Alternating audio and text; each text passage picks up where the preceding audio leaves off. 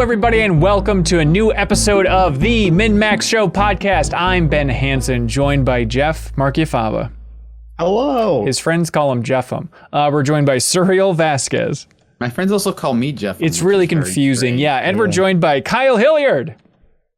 Hello. No one calls me Jeffum. People, you're lucky if people call you anything, buddy. We're here to celebrate the Metroid franchise. That is what this episode of the podcast is all about. A big old Metroid retrospective to help train, to help prepare for Metroid Dread coming out surprisingly soon, I guess October.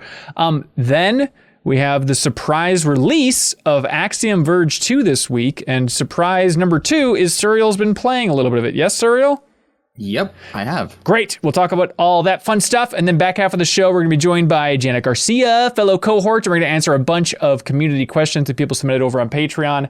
And just, classic reminder, I feel like every once in a while you got to reset things. If you're watching this on YouTube, thank you. We appreciate it. If you want a convenient version of this podcast, it's free. You can subscribe to the MinnMax Show podcast on your favorite podcast app. You can leave a review. This goes for everybody. We'd appreciate that. Share your honest thoughts on the show. And if you're listening to this on your favorite podcast app, in your favorite podcast app, and you want to watch the video version, you can go over and subscribe to our YouTube channel, youtube.com/MinnMax with 2 N's. We appreciate it. All right. Metroid, everybody. Metroid Dread's coming up. And you start to look back on the Metroid franchise, the Metroid series, going back to 1986, I suppose. Because it's the 35th anniversary. Nintendo had a couple tweets celebrating it, giving it the old hurrah, not quite the Mario treatment, but they're out there saying huzzah. Kyle, I was thinking about it on my bike ride this morning, and I was thinking, God, Metroid is odd for 1,000 different reasons. One of them is like, what other story has Nintendo been telling for 35 years? Obviously, the series has taken breaks, way too many breaks for hardcore fans to want.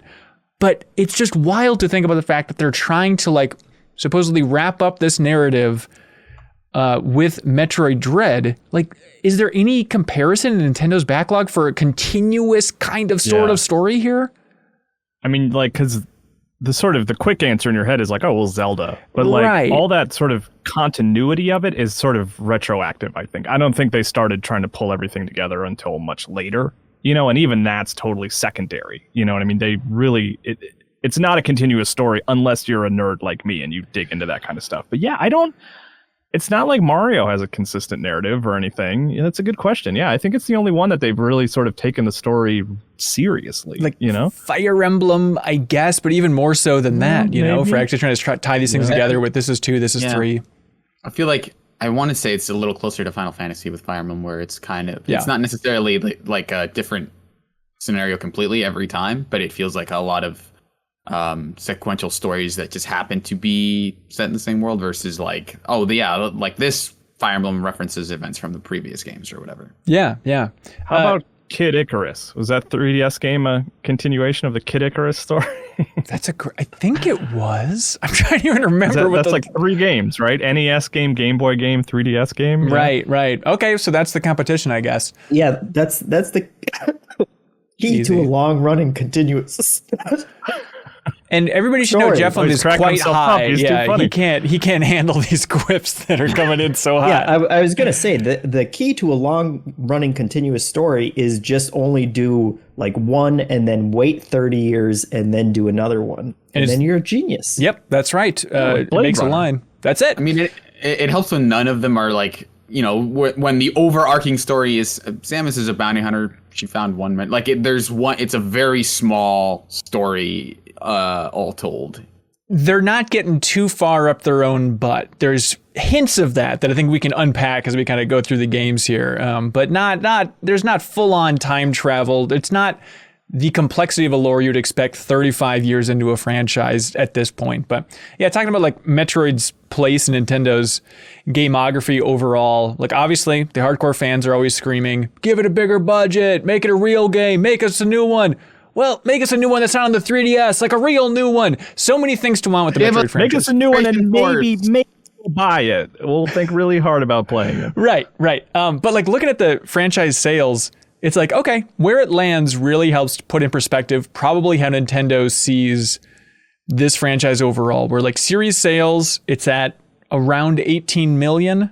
as per last count, which is like below the Luigi's Mansion series, below the Wario series, below Yoshi. And like, this is hardly fair, but Duck Hunt has sold 28 million copies compared to the entire series of Metroid. Is that A2? But I understand that's Mirko. I know. But like even zooming in on arguably the best Metroid game, Super Metroid, that's at only 1.4 million copies on the original Super Nintendo. And compare that to, I understand gaming has ballooned in a big way, but you look at Miitopia, the port on Switch, which I enjoyed playing, but in terms of cultural impact, felt like a zero that when it came out a couple months ago, that sold 1.1 million copies on Switch. And that's, I think, physical only. So just to put things in perspective of like the impact of Super Metroid, but obviously it's been available so many different ways afterwards that people are still jumping in and playing it. Metroid must be the biggest franchise in terms of having the largest impact on things and itself not being that commercially successful. Like you think of all the Metroidvania games that have, and the entire design philosophy that has, branched out from that one game or those first couple games, and yet 1.5 million copies of Super Metroid, that's ridiculous. Yeah, and I'm sure I didn't have the NES sales, but I'm sure that's up there as well. So there's this quote that I always think about with Metroid related to the band The Velvet Underground. And it was like some producer said it, where he said, the Velvet Underground didn't sell many records, but everyone who bought one went out and started a band. And I kind of feel like that's what happens with Metroid. It's like it hasn't sold a ton, but everyone who like really got into it and played it has been impactful. It has been super impactful for them. And a lot of them went on to make their own Metroid style games, Yeah. Now I have a very naive question for you, Kyle.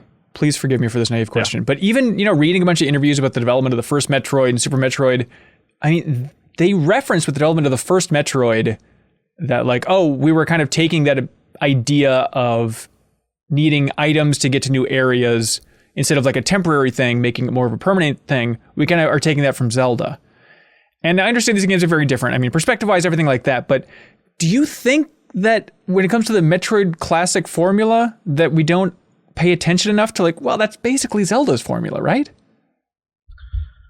Yeah, I mean, in my sort of light research, like reading its like Wikipedia entry and stuff, I read that the game was supposed to be a combination of Mario's jumping and Zelda's non-linear exploration, right? Right. Which is like honestly something I never really considered. So I kind of think you're right. Like, yeah, maybe we don't sort of attribute. We always kind of attribute it to Metroid, but maybe Zelda does need a little more credit there. It's more of a combination of Mario and Zelda than I've ever really considered.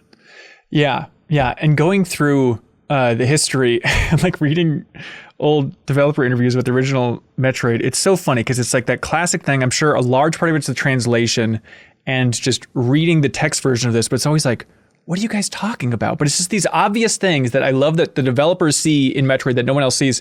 So talking about the origins here, I apologize for all the Japanese names I read on this episode, but Kiyotake says, as we were working on Metroid, the Super Mario Brothers boom hit. So we wanted to make something that had what Super Mario Brothers didn't have. As a simple example, you know how Mario slides a little before stopping? We tried to make this one a dead halt.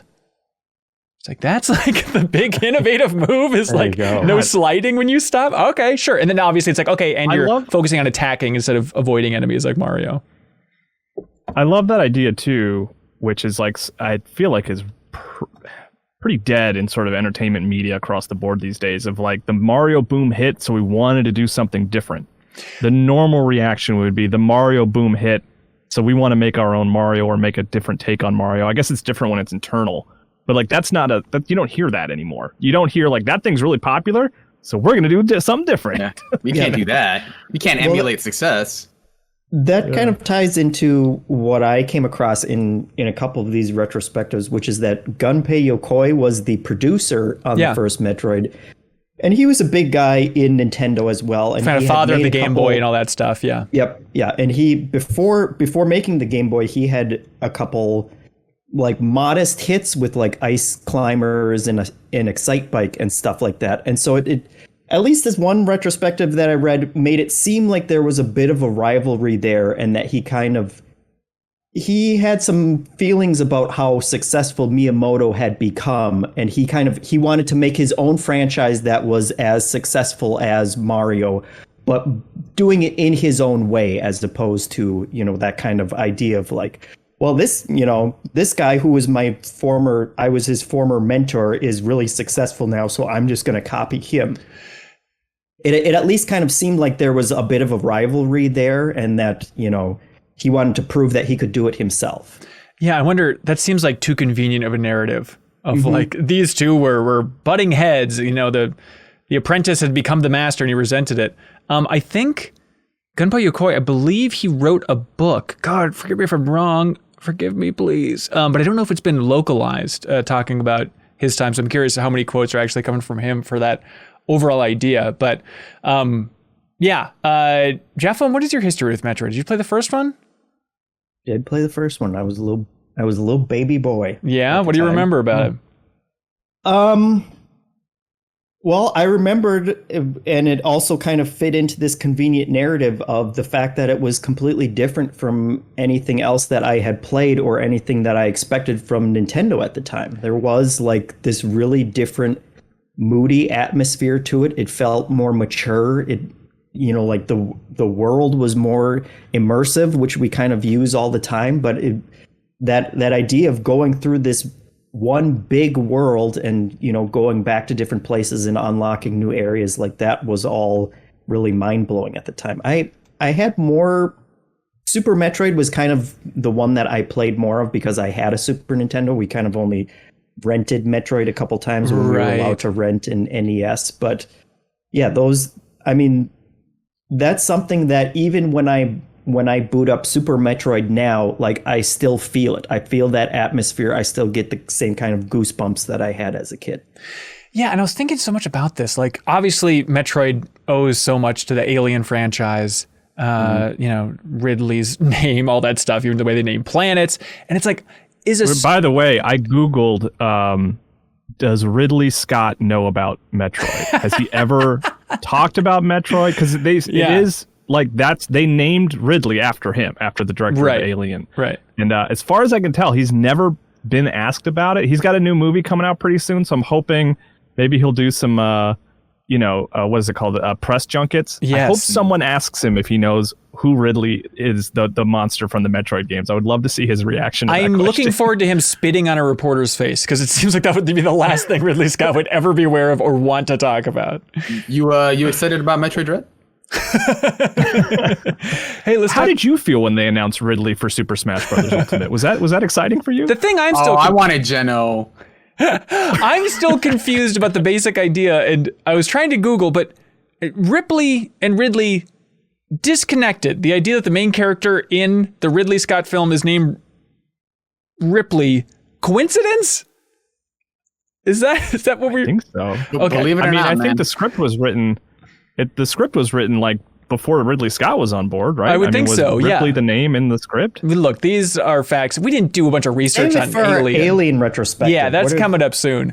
But there is that aspect of like, I wonder if a big factor for Metroid being popular, especially in the West, is just that idea of like, oh, it's Alien for kids. Like maybe I saw a trailer, or I saw like, the VHS case for some Alien movies, and now it's like, hey, here's this video game that kind of evokes some of those same vibes and even like story premises, but you can play it and you can actually own this, and it's in your own world now, not that old fogey world with the film.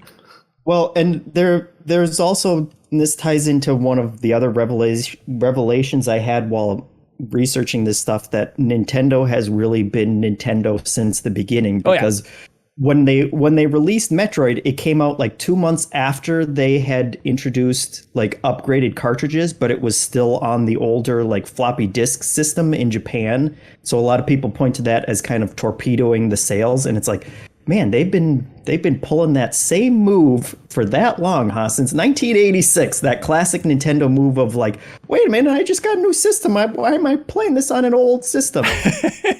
Seems like Metroid has always especially been casualty of that. Right. Which I think helps fuel that hype for Metroid Dread, where it's like every new game that comes out Finally, for the Switch becomes the best-selling game in that franchise. I think we're on a real hot streak now. Yeah. And if Metroid Dread does not sell, pack it up. The entire game industry has to come down. No one's allowed to make a Metroidvania ever again. If you don't buy 2 copies of Metroid Dread, you have to shut up for the rest of your life. Well, here's a question. If Metroid Dread is not a hit, is Metroid Prime 4 just shoved off the table, just canceled? No. I don't think they do that. I think that there is too much invested in Prime 4 at this point for them to really scrap it at this point. Yeah. Hey man, Star Fox 2. That's right. Hey, that came out. They didn't cancel it. You're right. It delayed it for a really long time. Your grandchildren could play it at some point, Kyle. And it sold like hotcakes. Speaking of consistent stories, Star Fox, maybe. I think about it. Oh, that's interesting. Zero Mission was kind of a reboot, so maybe not. It was just called Star Fox Zero. Right. Or are you talking about Zero Mission for Metroid Zero Mission? Oh, I got confused. Yes, Star Fox Zero, I think, was technically a reboot. I think that was a wipe the slate clean moment. Right. Before we get too far away from names, I thought this little tidbit was interesting. So in this interview that Nintendo actually posted with some, I think it was like a journalist, but it was Nintendo posting it back when the NES Classic came out. But they asked, Kiyotake-san, weren't you the one who named Samus Aran? And he says, yes, I was. He says, about 10 years ago, when I did a magazine interview, I heard from Sakamoto-san that you're a soccer fan and took the name from the real name of Pele, the king of soccer. And Kiyotake says, yeah, even though it may not actually really be his name. Turns out Pele's real name is Samus. Okay, apparently you thought Pele's real name is Samus Arantes Nascimentos, but after you look it up, it's Edson Arantes do Nascimento. So they thought they were naming this character after Pele, and they were just completely off on the actual English name of this character. But it turns out it's a cooler name to have Samus Aran as a great name and a great homage to Pele. That wouldn't happen today. That would get fact-checked to hell. They would make sure, Right. Just be like one dude being like, I think that's his name. Let's go with that. Yeah. That's hilarious. Happy accident. I also learned what Metroid. Did you see that tidbit? Yeah, please regale us. Is the word it's the word metro, like a transit system, and the word android. Just like I had no idea. I had never connected those dots. I was like, oh, okay. It's such a weird, just the aesthetic of like sci-fi stuff. So let's throw in the word android. Yeah, and because it's in tunnels, so metro. But yeah, I had never known that before. That's such a weird little detail. Speaking of that, it feels very weird that their monster design, like the thing that this franchise is centered around, isn't really like. It's kind of an interesting monster design because, the entire series is about like, oh, this is a super fearsome thing. It's like super powerful. Like if this gets out, it's unstoppable. It's just like this globus thing with little claws that we really only saw like what they're capable of in one game in Metroid 2.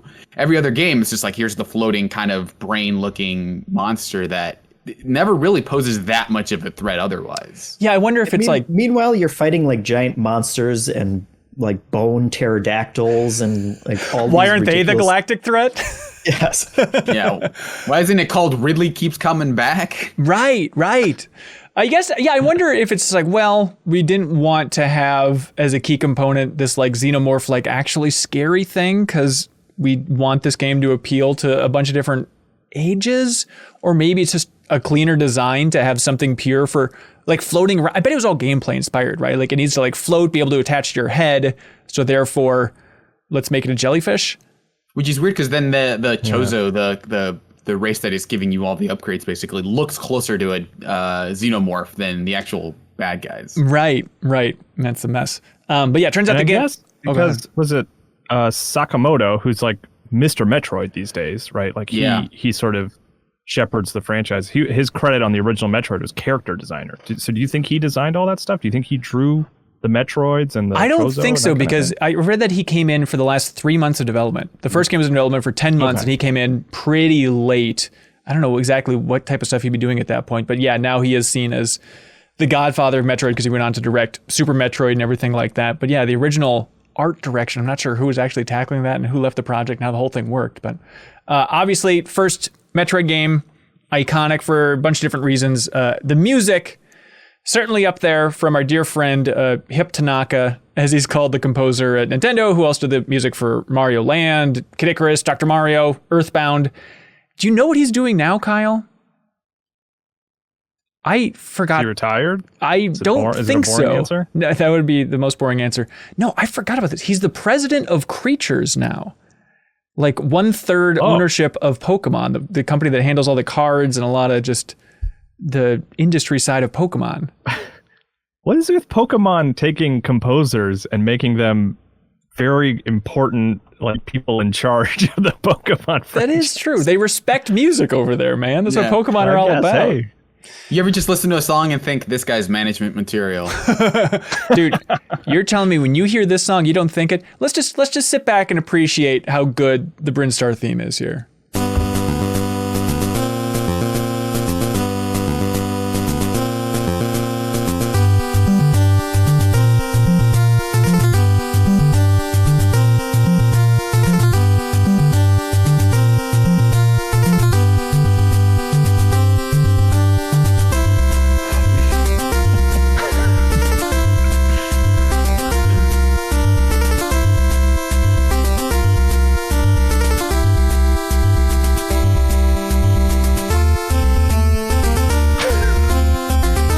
Shut up. Quite a dance you come up with, Anson. What are these little flourishes you're starting to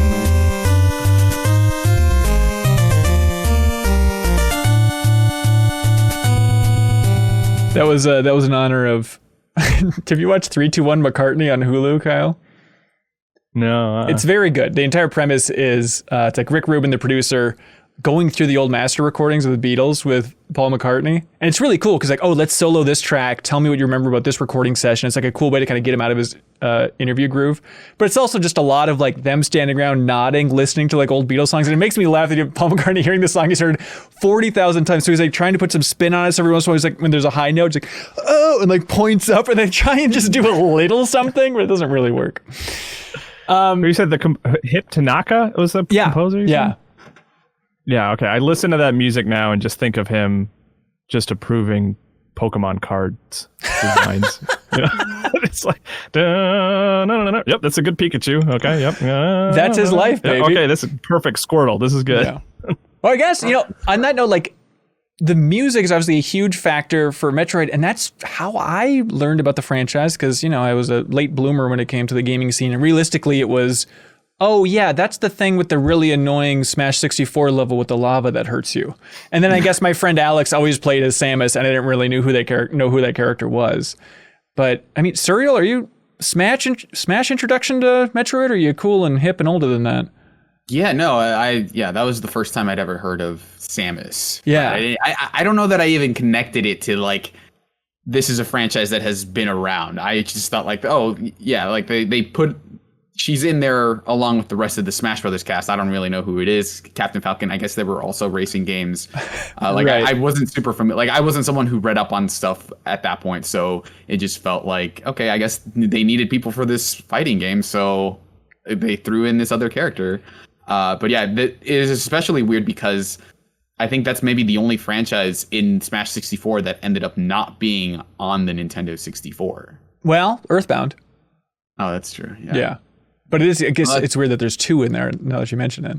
Yeah, two games that they couldn't add, like, because it's always now Smash was such an ad for like, okay, well, we're putting, we just released 3 houses, so we have to put, like 14 characters from that game in here. And meanwhile, like this is the like, well, everyone loves Nintendo, but we don't have a Earthbound game on 64. We have an F-Zero game on 64, but no Metroid game, which is interesting to think about how Metroid just ended up skipping an entire generation. And it wasn't like Earthbound where it's like, they released a Game Boy game and then they were kind of done. Like they've been sort of consistent about Metroid games, but it just ended up skipping an entire generation. I saw a quote from Sakamoto who said that like when he first held the N64 controller in his hand, he couldn't visualize how to make Samus move in a game with that controller, is what he said. Okay, just buddy. Like, no, they never had an idea they loved, apparently, is what it came down to. Yeah, I mean, I think that was probably one of those things where if he maybe had an idea for a Metroid game, but the hardware being what it was, they wanted it to make it has to be a big 3D game, and he was like,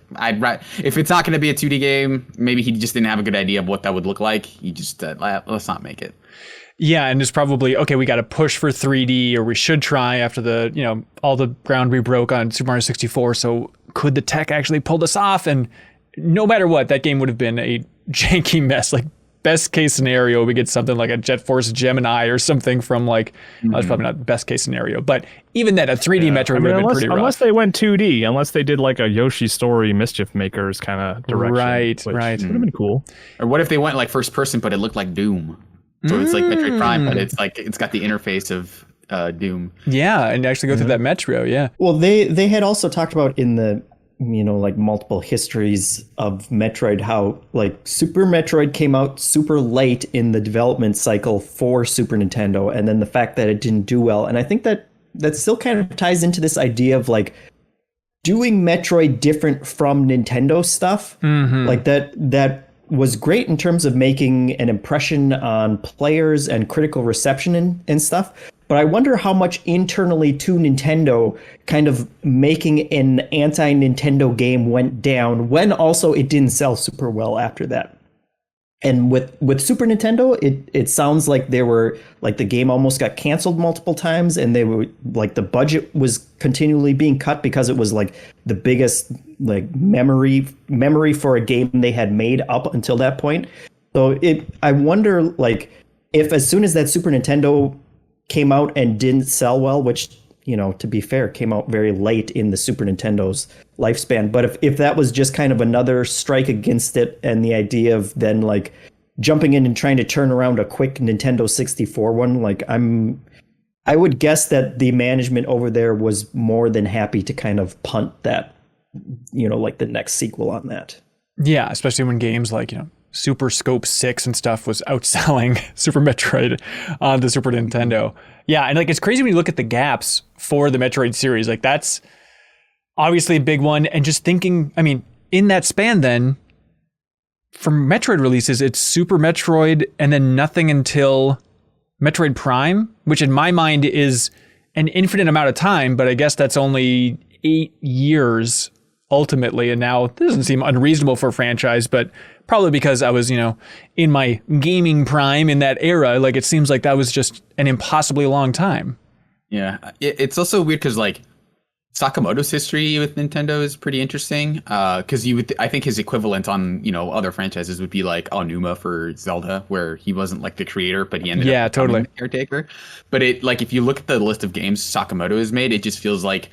I'm the caretaker of Metroid, but that's like my side gig. Like I'm working on a bunch of other stuff at Nintendo. He's made more WarioWare games at this point than he's made Metroid games, and a lot of his stuff is like what Jeff would describe as anti-Nintendo games. So it's like WarioWare, Rhythm Tengoku, Picross, DS, Miitomo. Like he's worked on the more eccentric side of Nintendo for most of his career, more so than Metroid at this point.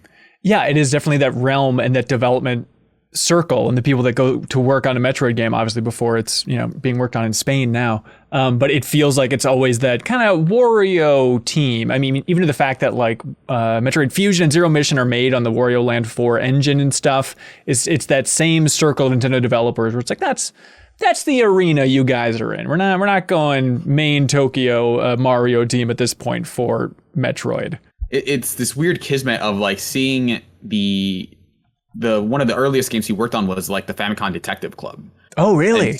And so like seeing those games come back where he was the original game design, scenario supervision producer on those, and then Metroid Dread kind of follow up. It feels like maybe something happened at Nintendo. He's the kind of, broken out of his shell or something. He was allowed more freedom within the company or something where it's like, yeah, we're going to release my original game and we're going to make another Metroid game finally. So it's interesting to see that stuff happen. But at this point, I feel like it's also another parallel with Zelda is that it feels like both of those franchises are in a state of transition where Aonuma isn't necessarily directing Zelda at this point, and Sakamoto isn't directing Metroid. He's kind of like supervising, obviously, but it feels like both of those franchises have kind of entered a new era of their lives where that there's been a handoff. Yeah, Sakamoto, I want to learn more about that guy. I would love, obviously, with all these Nintendo developers, just to have like a huge interview talking about their careers, but he seems like a tough interview. Seems like a quiet guy. Seems very locked in his zone. And I don't know if he's ever had that big unveiling interview that we're all kind of craving. Maybe for Metroid Dread's release, they'll go out and do a big New Yorker piece on him or some abstract Nintendo press piece. I did meet him at E3. Really? When they announced Samus Returns, which is like, if you remember the way they did this, like I had just an appointment for unannounced Nintendo game at this time at E3, you know, and then they announced Samus Returns, and like within the next 2 hours or something, that was my interview, was going to talk to Mercury Steam and Sakamoto. Yeah. And it was that moment where I was like, you know, doing my research on the way there as best I could, and I was like, oh my god, this is this is Super Metroid director. Like, right. I need to like, and I like just, it was tough. Like you can probably go find that interview somewhere, but it was tough to talk to because it was just like, I just found out about a new Metroid game like an hour ago. I just found out I'm talking to the director of Super Metroid, you know, but you know, he wasn't like he seemed pretty quiet, you know. He was just excited to be working on a new Metroid game, but he wasn't like, you know, crazy exuberant or anything like that. He in the Iwata Asks on Other M, he had one quote about himself where he said, I'm a man of burning passion, but just running around in circles, is how he described himself. What the hell? Yeah. Which explains all the backtracking in Metroid. Oh, is really it's a metaphor for Sakamoto's life. I see. I actually also interviewed him, Hanson. I guess you're the only one who hasn't interviewed him. This isn't fair. I haven't interviewed him. But Thanks, I can't remember. I can't remember what game it was, but it was very much the setup that Kyle just described of like, okay, you're gonna go interview this idol that you have, but it was for something completely unrelated to Metroid, I think. Oh, really? Yeah, he was very polite about it, and I asked about 2D Metroid, and he was like, yeah, you know, maybe someday if fans really want us to bring it back. And I yelled, we want you to bring it back. And then he made the next 2D Metroid game. So that was basically... There it is. That was, yeah. Thanks, Jeff. You're welcome. Yeah, I feel like this development kind of spokesperson for Metroid is a little confusing with Nintendo, because then for the Prime series, it's Kensuke Tanabe who comes out as like Mr. Metroid Prime, whereas Sakamoto is kind of Mr. 2D Metroid. So it's weird to think of like, yeah, any other Nintendo franchise having that split. But Tanabe is the one that goes out and gives his stamp of approval. And he does a lot of work now with kind of the overseas teams and Next Level in particular, now that they're owned by Nintendo and all that fun stuff. Should we get to the biggie? Well, first of all, Metroid 2. Anybody play Metroid 2 back in the day? Not the original, no. Yeah, just the remake. I started with Super Metroid very late. It was Electronic Gaming Monthly had their top 100 games of all time, and they put Super Metroid at number 1. And that was like, oh, well, I need to play this. And I was aware of Samus. Like, I knew it was like in the sort of... Yeah, I knew of her. I knew she was named after a soccer player. That's right. Accidentally. Mm-hmm. But no, that was like, it was like late high school. I tracked down a copy of the game and played it. And then I kind of, but I never went back and played the NES games. Yeah. I mean, it's pretty telling because you're playing a lot of Super Nintendo games growing up and just Super Metroid was never on the docket. No, yeah, it wasn't one I think even I had friends who owned, you know what I mean? Because that was like often how I would play a lot of Super Nintendo games is you would borrow, because they were so expensive, you would maybe have 2 or 3 and then your friends would have 2 or 3 and then you would kind of swap them all around. But I never had a friend growing up who had Super Metroid. Yeah, I probably saw it on that list of, greatest games of all time at some point. And yeah, I played through... I still have never finished it, which I understand is unforgivable. But I played through most of it just like on an emulator in high school, I think. Like, okay, trying to wrap my mind around this. Suriel, what's your Super Metroid experience?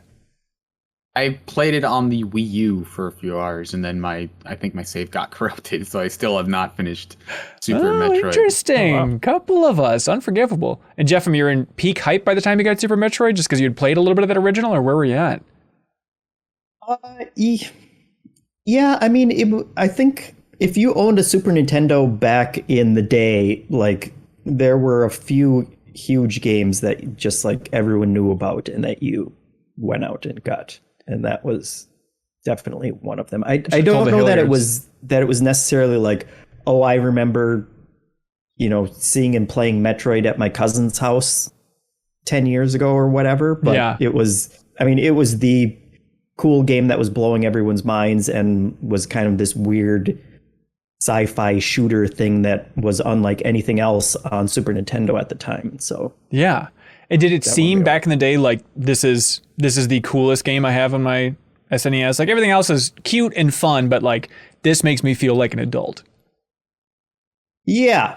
I mean, it was, I think I have said this multiple times, but it was the first game that made me cry when I got to the end. And like, it was such an intense, like crazy feeling. And I also, at the time, I didn't understand that like that final boss fight, they just cheese you on it and they drain all your health anyway. I thought I was just like legitimately losing at that point. So when the baby Metroid came in and gave me superpowers, like that was completely overwhelming. But it was completely unlike anything. And it was, at least to me, like the cool older kind of game that maybe teenagers would play or something like that. But totally. Yeah. Yeah, Sakamoto, the director, he had a quote where he said, "We had a strong desire to make something that people would compare to a movie." Obviously, again, being like, we rarely like Alien, everybody. What movie yeah, would that be? But he says, "I asked people around me about the idea of putting like a cutscene at the end like that. And some people said that being unable to do anything wasn't good for a video game. But I really wanted to do that, like that scene you're talking about where it's draining the health. I really wanted to put in that scene just like in a movie in which the baby Metroid comes to help just when you're desperate and wondering what to do." And I feel like, now we look back on cutscenes and it's like, okay, a little more gameplay, a little less cutscenes from some of these older games. But that is an example, I feel like, where that heart of Super Metroid at the end that's critical is to have that little scene. It's pivotal and it's right in the middle, it's sandwiched by gameplay and then it throws you into like that countdown timer pretty fast after that. And so it felt totally natural and it was a good, like really potent story chunk that they put in there. Yeah. It wasn't just like endless dialogue that you want to skip through. Like it was really important at that point in the story. Yeah. I know you said that you're drowning in nostalgia every time you boot up Super Metroid, but do you think it ages pretty well relatively to that era? I mean, it's probably been like another 5 or 10 years since I've gone back to it at this point, but every time I do, like we are way past the expiration date for when bad games start to look bad in my mind, but I think it still plays great. It would be interesting to go back to after like Axiom Verge and those. Right. We've had a lot of really stylish kind of action platformers like that have really, like I think of Dead Cells and stuff where like the controls have just like taken it to a new level. But I would suspect that it still holds up just fine. Although I'm completely biased by my own nostalgia. So no, I think that if I remember correctly, it was JV, former coworker of ours who I think recently played through Super Metroid and like put it as one of his favorite games of all time. Like obviously like Alien is his favorite movie ever. Right. So playing the video game version of that is obviously going to appeal to him. But I think that is not nothing, right? For someone to play that game so long after release and rank it so highly, I think speaks pretty well of it. Yeah, I know friends of the show, Grant and Ronnie, also recently played through that for the first time. We're like, oh no, that game actually is great after playing so many Metroidvanias inspired by it, right? But yeah, Super Metroid, 17 developers on that one. It took 2.5 years. Pretty chunky development for back in the day. And this is a stupid little thing from back at Game Informer. I believe Tim Turry found this profile, but it's called the Samus Aran profile. And this is what Nintendo shipped Game Informer to promote Super Metroid before it came out. And we found like the original paperwork of it.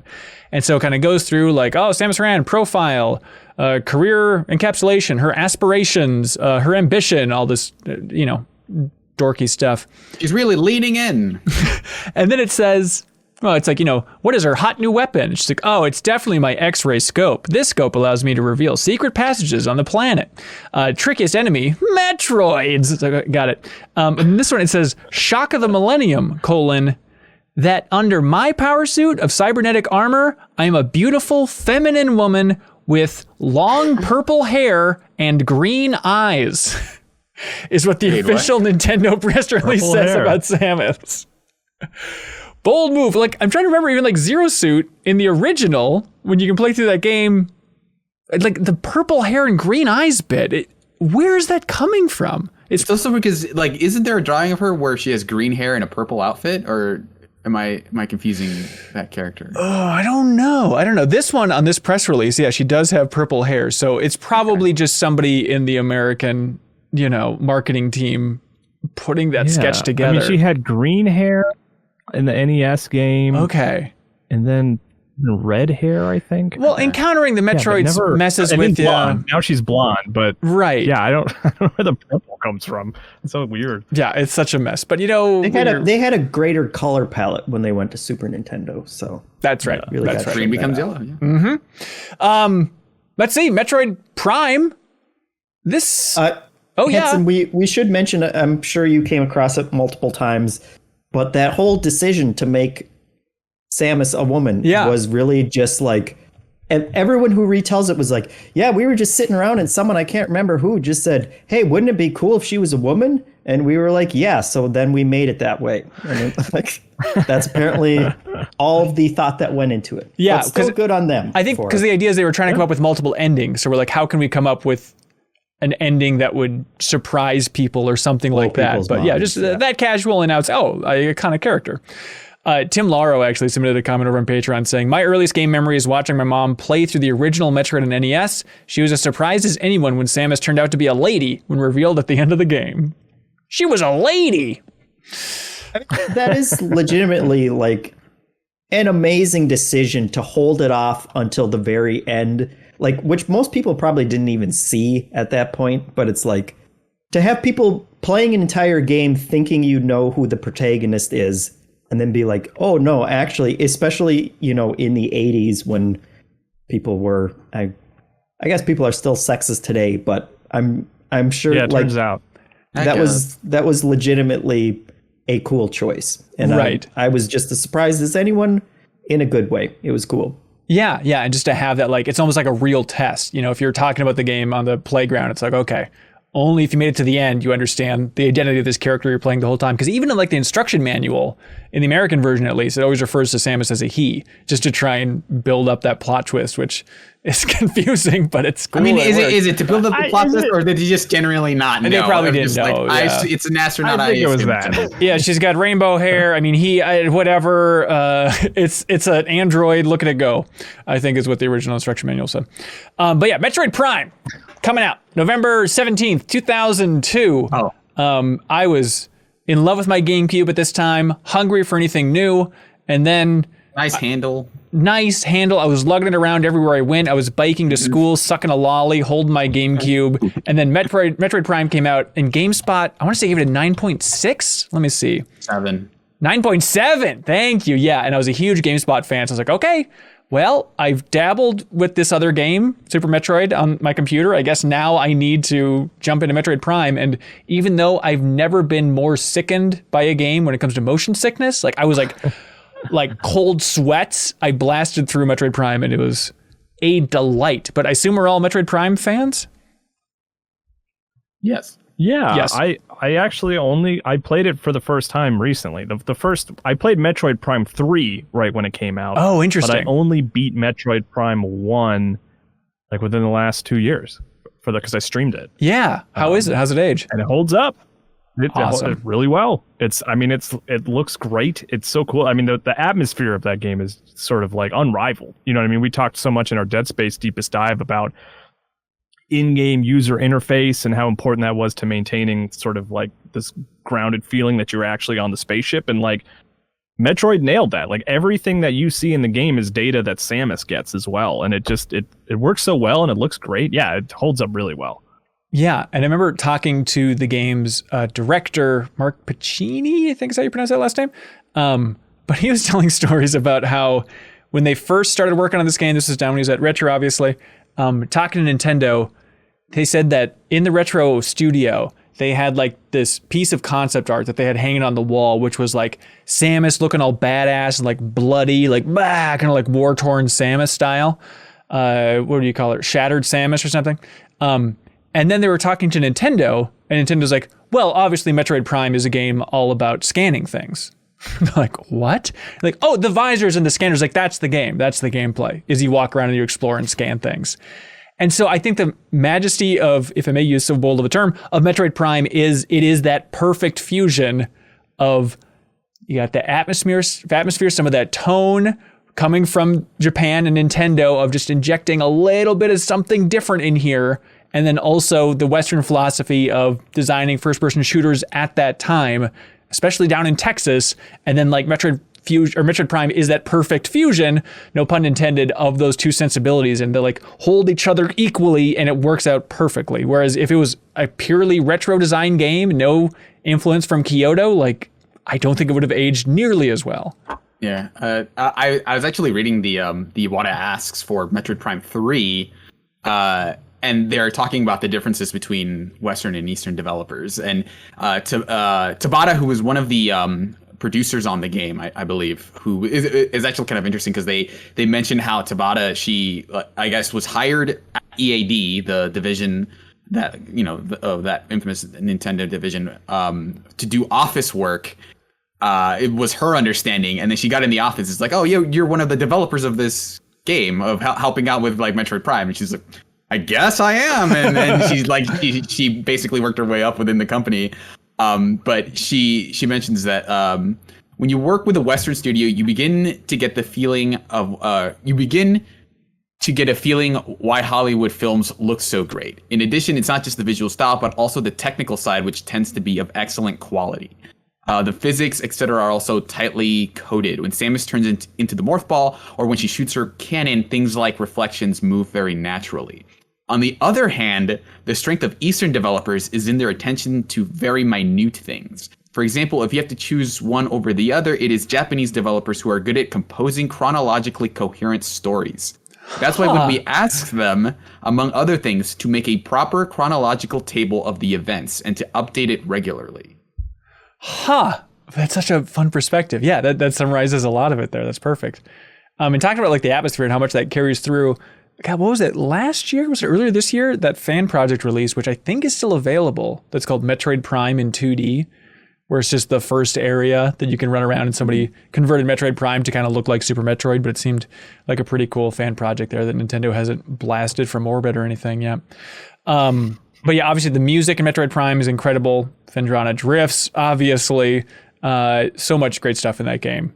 Metroid Prime 2 had multiplayer, and they made it in like 11 months or something absurd, right?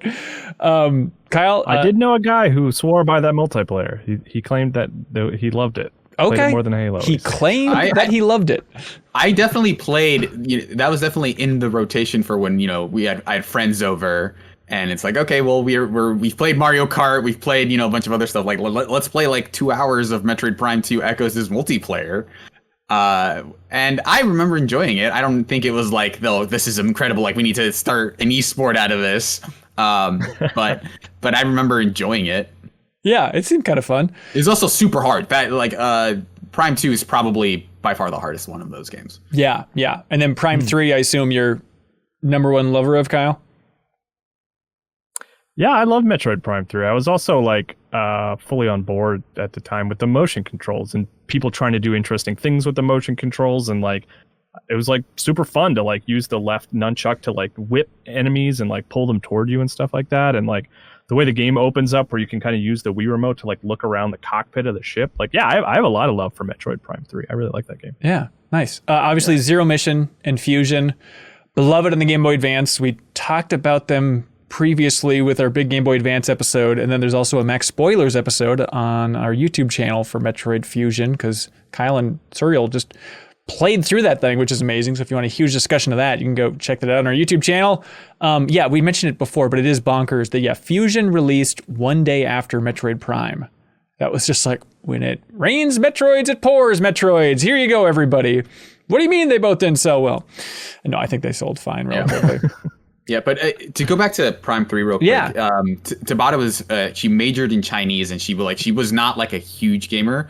And they talk about, like, I think Iwata was probably really proud of Prime 3 as it related to his vision of like the Wii being the more accessible console. Like, they're talking about how like the aiming with the remote is more intuitive than using a controller, and like how like the Japanese audience isn't as receptive to like first person controls as the Western audience. And so Tabata's talking about like, you aim the gun with the pointer while pointing in the direction you wish to shoot. You press the A button and shoot your enemies. basically the player doesn't need to worry about the camera. If the player wants to move, he or she can just push the control stick on the nunchuck. The control method has a similar feeling to just moving your eyes where you want to aim. And she also mentions that it is a completely different experience from playing the other Metroid games for her. Yeah, definitely.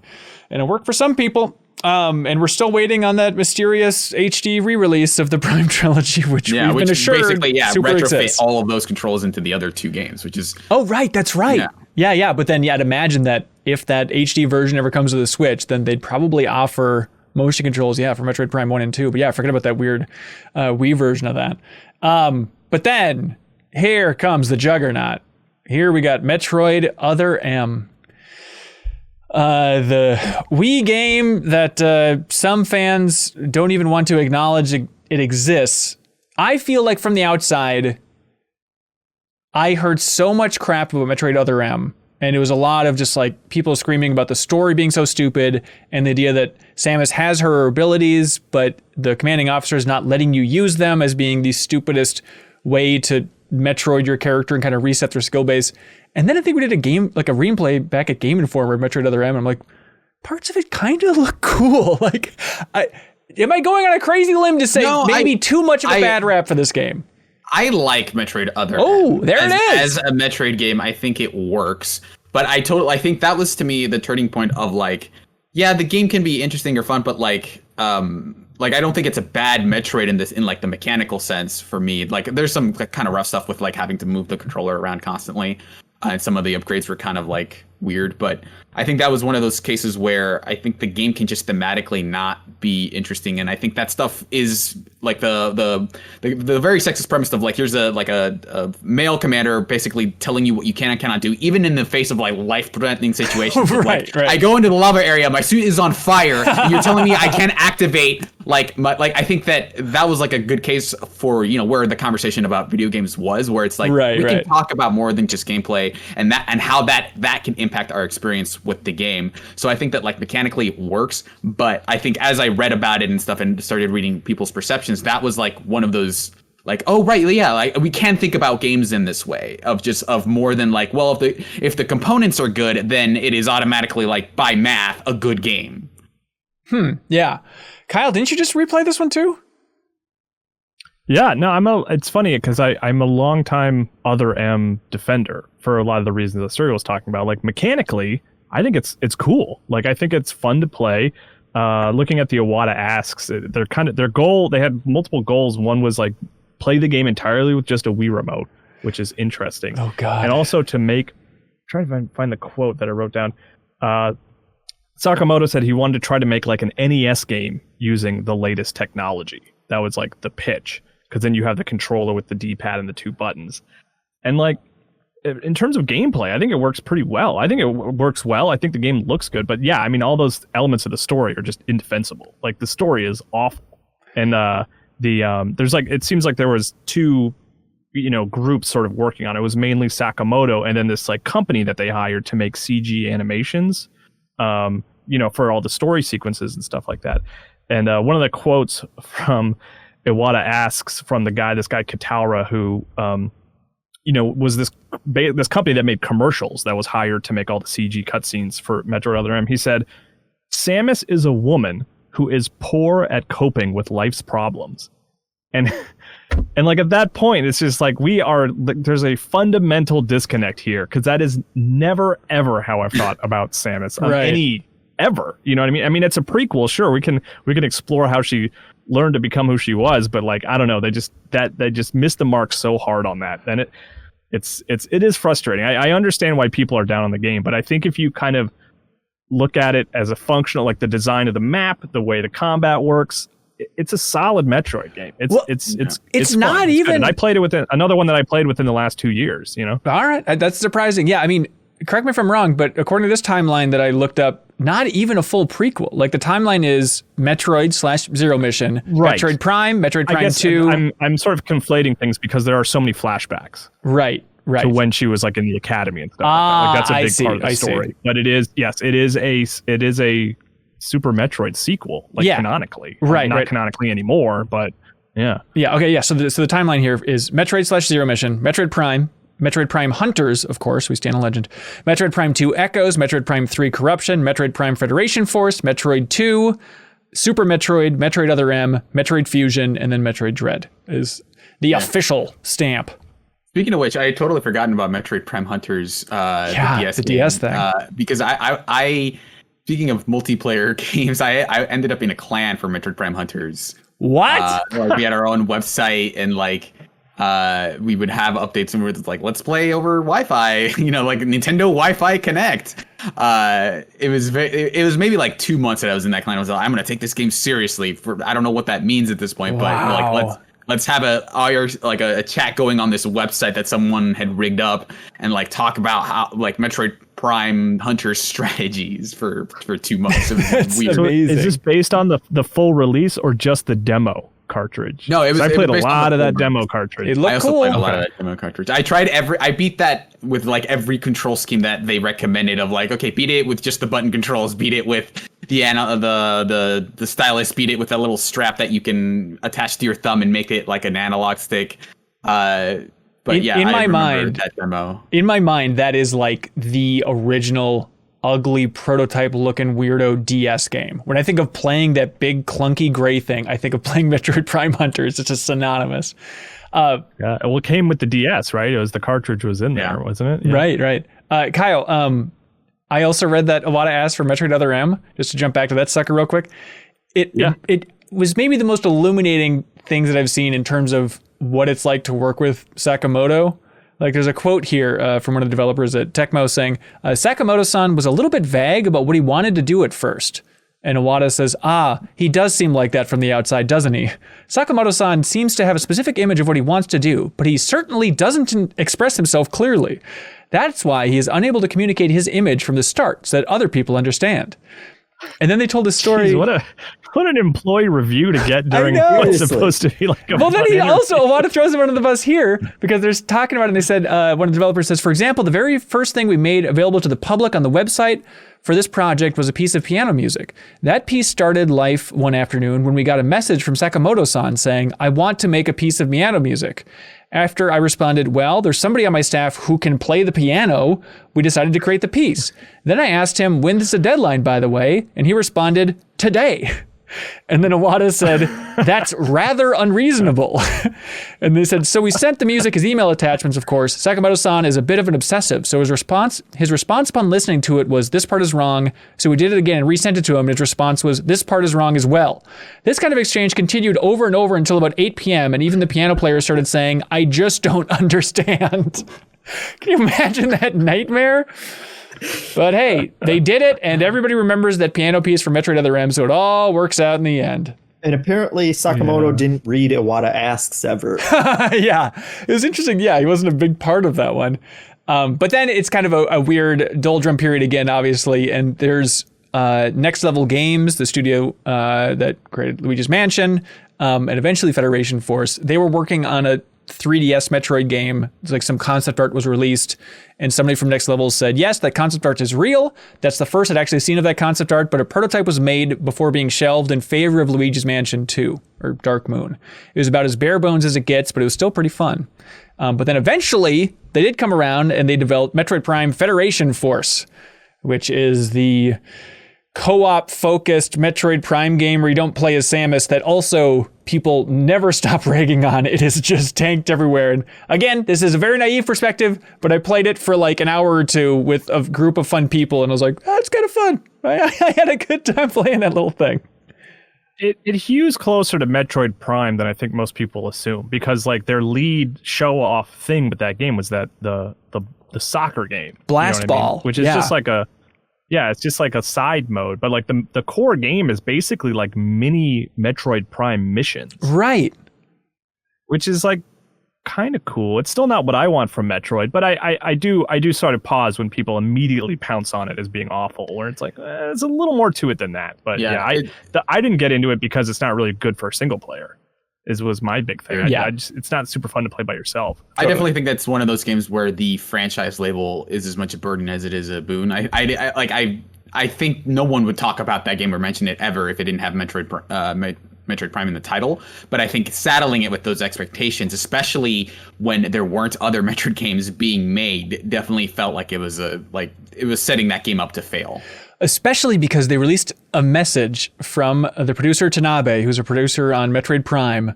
And he's also, he directed Mario 2. He wrote Link's Awakening. This guy's an old Nintendo legend.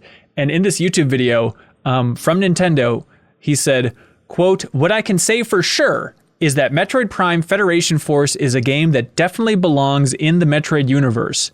And then he literally says, "That I promise."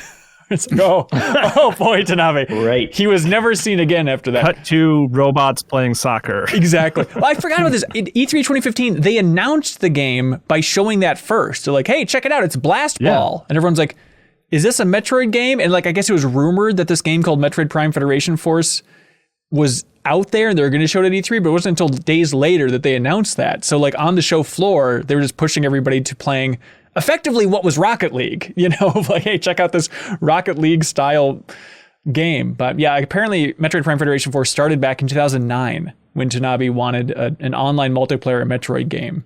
Pick up those strong roots of the multiplayer foundation of Metroid, which of course then was fulfilled later on with Metroid Blast and Nintendo Land, that weird experience that I saw somebody in the Discord was like, hey, that thing was actually pretty cool. Forgot about that. Yeah. So speaking of the community, Nintendo Land's like a reason I'll always hang on to my Wii U just to play some Mario Run. Mario Chase, dude. It's super fun. I still love Mario Chase. I'm sorry, Mario Chase. Excuse me. But in the community, we had folks rank the Metroids for this fancy form. So the official Hive Mind community ranking of the Metroid series. Number 1, Federation Force. It's shocking. We're filled with trolls in our community. No, this is from the Discord and also MinnMax show on Twitter. Number 13, Metroid Prime Federation Force. Number 12, Metroid Other M. 11, Metroid Prime Hunters. Then Metroid Prime Pinball. I threw it in there. Then number 9 is the original Metroid. Then number 8, Metroid 2 Return of Samus. Number 7, Metroid Prime 3 Corruption. Number 6, Metroid Prime 2 Echoes. That's interesting. I thought Corruption would be higher than Echoes. 5, yeah, me too. Metroid Samus Returns. 4, Metroid Zero Mission. 3, Metroid Fusion. 2, Jeff, and what do you think? With our young audience, where are they going?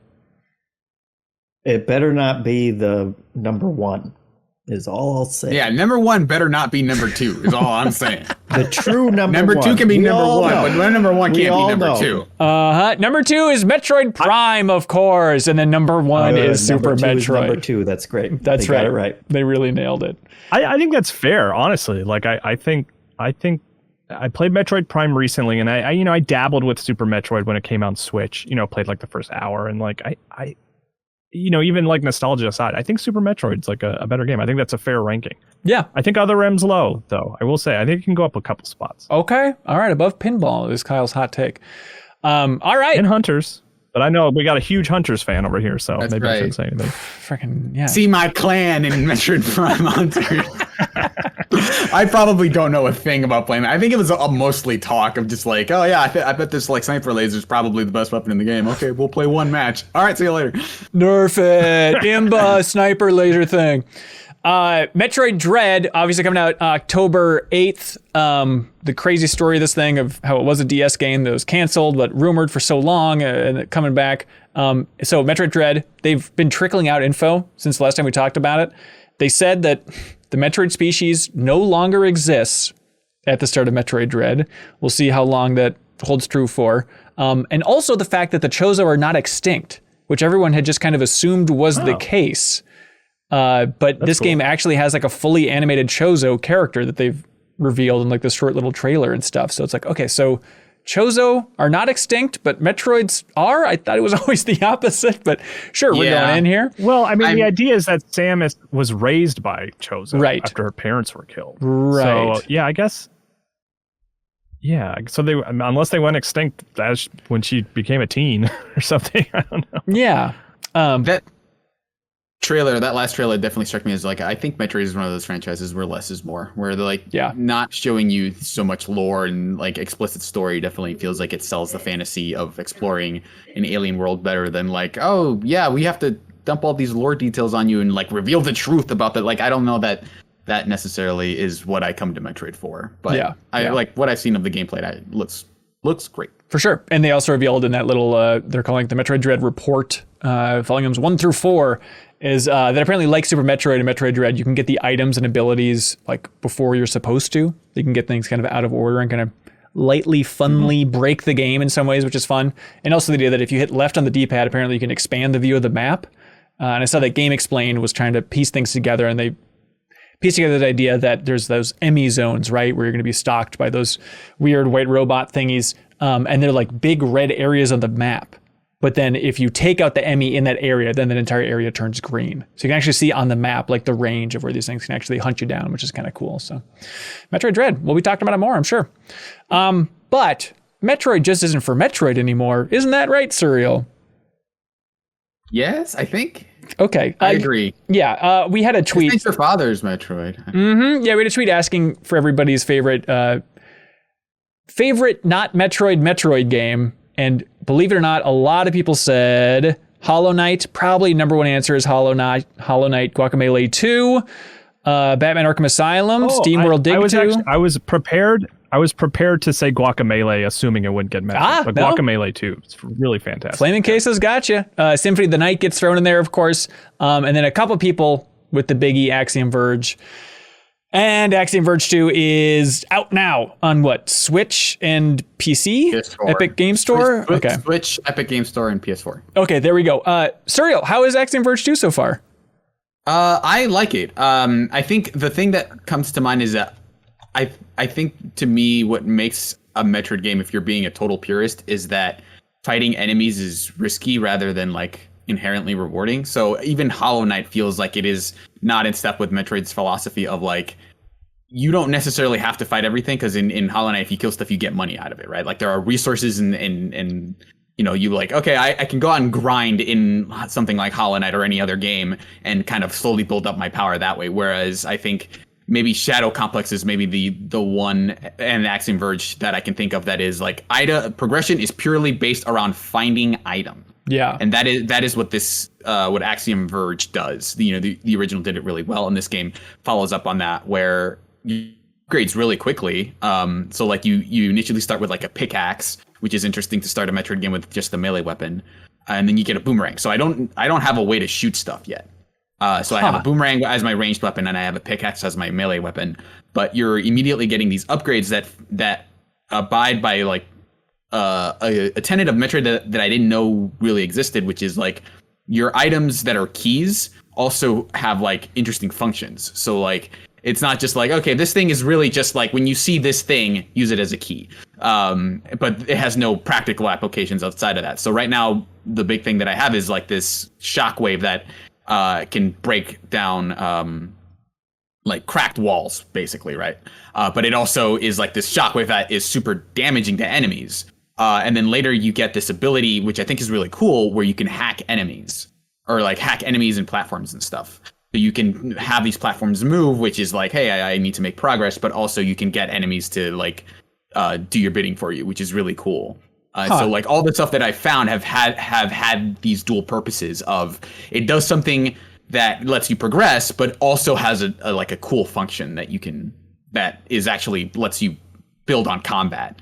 And so it doesn't feel like you're just limited to like, okay, in Metroid, you're mostly shooting things, right? Like you're using different weapons and stuff, but it feels like you have more ways of engaging with the world, which is what I like about this game so far. Yeah. So you're enjoying it maybe more than the first one, or where are you at overall, do you think, early on? I feel like I really liked Axiom Verge when it came out. Like I think the latter half of the game is like like really, really interesting in terms of how it manipulates that formula. And like there are just straight up parts where it's like, there are sometimes times in these games where I'm just like, can I do this kind of obscure thing? Is that what I was meant to do? And most of the time it's like, no, you're overthinking it. You were just supposed to get an upgrade and like, you know, like, can I make that jump or do I need the double jump? And like 95% of the time you just need the double jump. Yeah. There were situations in Axiom Verge where it felt like they did kind of think of me specifically of like, no, you are supposed to do the kind of weirdo thing sometimes. And this has had a couple of those things so far, and I'm hoping that there's more of that this time around. So I like it quite a bit. The story, I'm not like it is still in that very piecemeal mode where it's like, okay, you're kind of in this world for reasons that, you know, you're kind of stuck here. You're trying to get out. You're trying to find a way back, basically, and you're reading notes and stuff. So that I'm waiting for that part to get interesting. But you know, can I ask you real quick, Serial? Yeah. So I didn't play Axiom Verge 1. I know I should have, and I know I should. But like, I want to jump into Axiom Verge 2. I downloaded it right away. Should I just like read a summary of the story of Axiom Verge 1, or is it like? Yeah, I think jump in. Yeah, like there's so far the connections to the first one have been pretty loose. There is like a mention of a character from Axiom Verge 1, but it definitely feels like you're not missing out on a ton by not having played the original. Okay, but I will benefit from looking up an overview of like what happened in the first. Yeah, I think it's worth, like if it's just like a synopsis, like don't necessarily watch like a lore YouTube video, but it's like if you just want to jump into this one, you totally can. It's like a new protagonist, new scenario. Like it's totally separate from that. So, yeah, I'm looking forward to playing more of it. One thing that I think this game does that I think is like something I would love to see in every other game is that it has the map, like the Metroid map, kind of like, you know, the graph paper map, but it actually comes with coordinates. So you can say like, oh, I'm stuck at like 1719. And that is like, in this spot, I don't know how to get through here. And so you can send that to somebody. It's like, oh, yeah, that's where you do the thing. And I'm surprised more games don't do something like that. I'm sure there are examples, but the fact that it demarcates like where every part of the map is, I think is super cool. Yeah, that's sweet. Yeah, I don't know if anybody checked it out, but a while ago, it's a confusing route, but Two Player Productions, the documentary crew that's kind of embedded within Double Fine, they produced a short documentary about Axiom Verge 1 and a little bit of 2, just about those games' development. And they released it on IGN's YouTube channel. And it's very good. It's a excellent documentary that ends up largely not being about Axiom Verge very quickly on and just about the guy's family and the state of that game's development. But it's a really great look behind the scenes of Thomas Happ. Did you ever watch that, Jeffem? Yeah.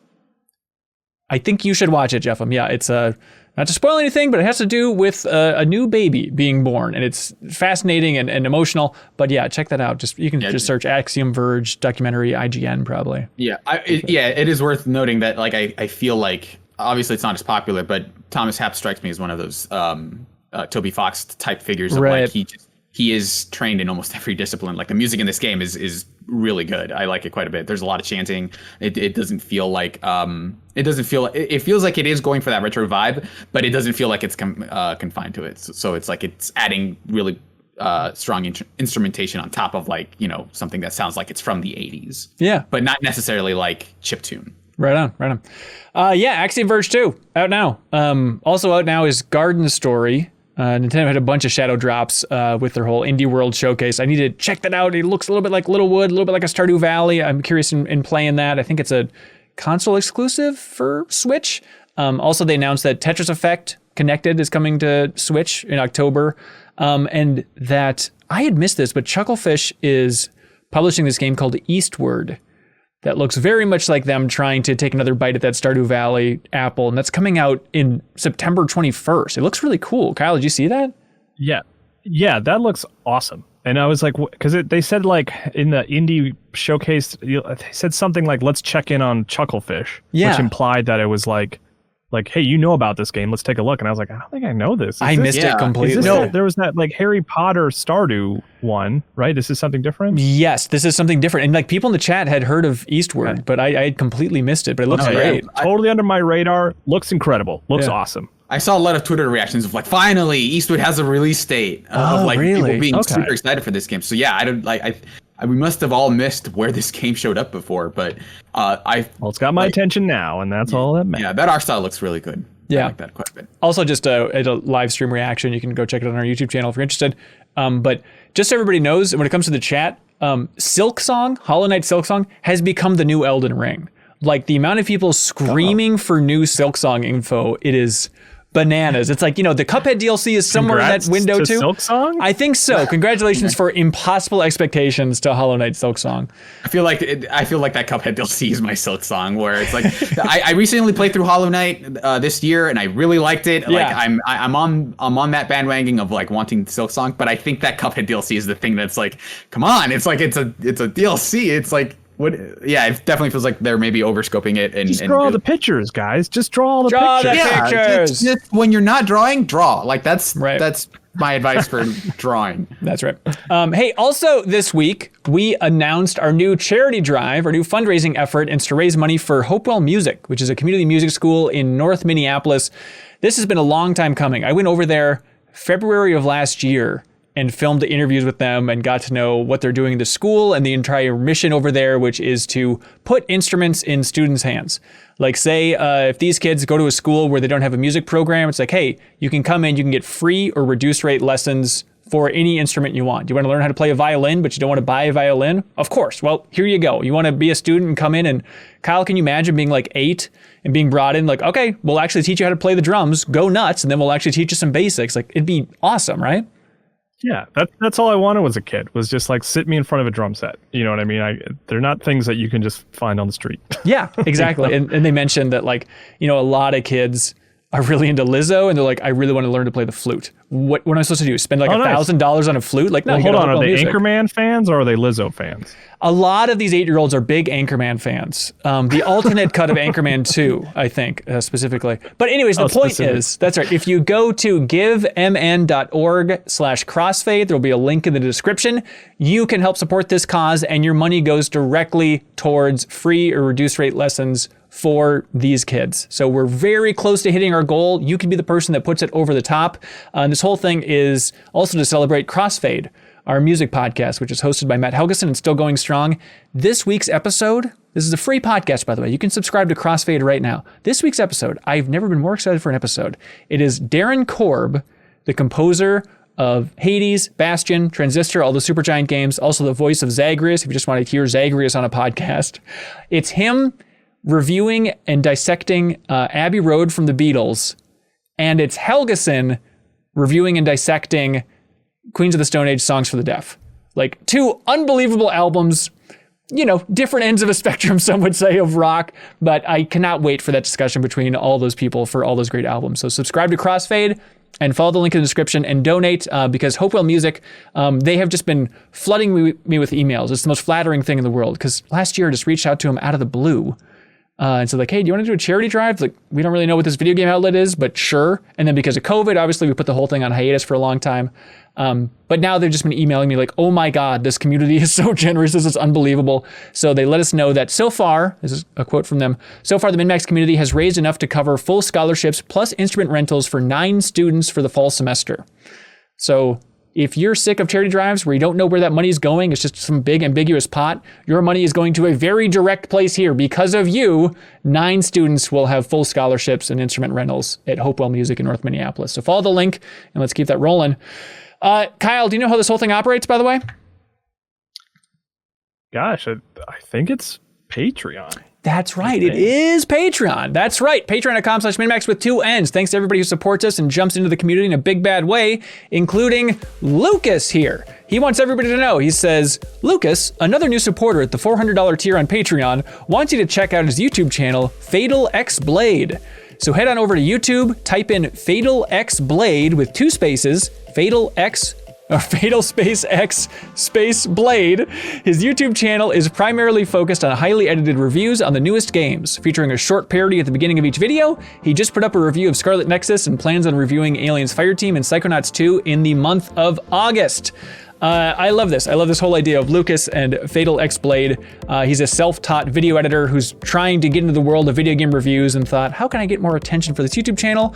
I know, I'll jump over to MinnMax and have them plug it on the podcast by supporting them on Patreon. It makes the whole circle go round. So subscribe to Fatal X Blade and leave a comment on his YouTube channel and give him some feedback, give him some love because he has shown us a lot of love. So thanks again to Lucas for supporting us over here on MinnMax.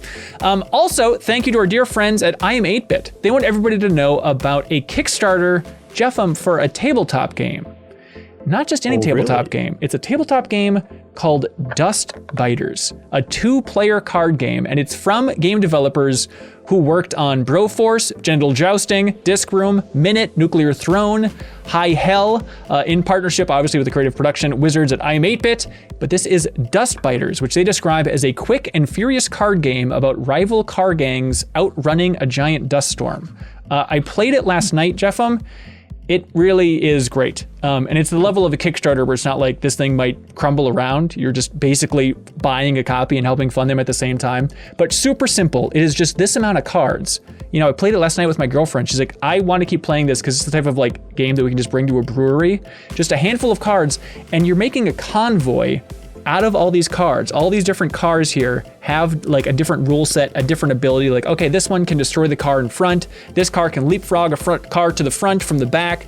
And it's a convoy where every turn, the last car in the convoy gets destroyed. And so you're just going through, depending on who gets which cars, and figuring out who is going to be the last person standing in this convoy. Very much inspired by, let's say there's some sort of Fury Road out there. Let's just imagine they're driving on that. It is very much the inspiration, but it's genuinely a lot of fun, and I recommend people check it out. It's called Dust Biters. You can go support them on Kickstarter and reserve your copy as well. We'll be talking about it more in the future. But also thanks to I'm8bit for shipping out a prize to our community every single week. You can check out their wonderful online store overall and use the promo code CATFISH for 10% off everything under $100. And this week, whoever we deem has the best question of the week will get the Battletoads Legacy Cartridge Collection, which seems very cool. I tweeted about it, and I saw somebody on Twitter being like, they stopped printing these, it's limited edition, why don't you make more? I'm 8-bit. Well, they're so generous, they're giving away to our communities. So you all have to buckle up, remember the best question of the week, and that person will win this great prize. And if you would like to win a great prize from I'm 8-bit and also help support independent games media, you can go over to patreon.com/MinnMax with 2 N's. Okay, y'all ready for his community questions? I am. Yeah. So you're saying everybody here is super ready for these community questions. What's that sound? What's that sound? I gotta go. Okay, well, Kyle, we honor you and we support you in your decisions. And I know you're just going to go check out that wonderful I'm 8-bit online store. Yeah, play some Axiom Verge too. Yeah. Okay, You know cool. how it goes. All right. Thanks for being here, clapping. Kyle. You ready? Ready. Janet Garcia, welcome to the podcast. Hello. It's Smooth as magical. ever. Oh my God. It's all Flawless smooth transition. magic. Welcome. We're here to answer a bunch of community questions. And can you please help us remember which one's very good? Yes. Okay, great. It should be said, they're all very good, but some, there has to be a favorite. There has to be a best. Okay, Manic Pixel Dream Boy writes in. Hello, Manic Pixel Dream Boy. That's a new name, right? Asks, putting nostalgia to the side as much as possible, what are the top 10 culturally important Nintendo characters in the year 2021? Have the likes of Waluigi and Himbo Icon Groose edged out Kirby and Diddy Kong, for example?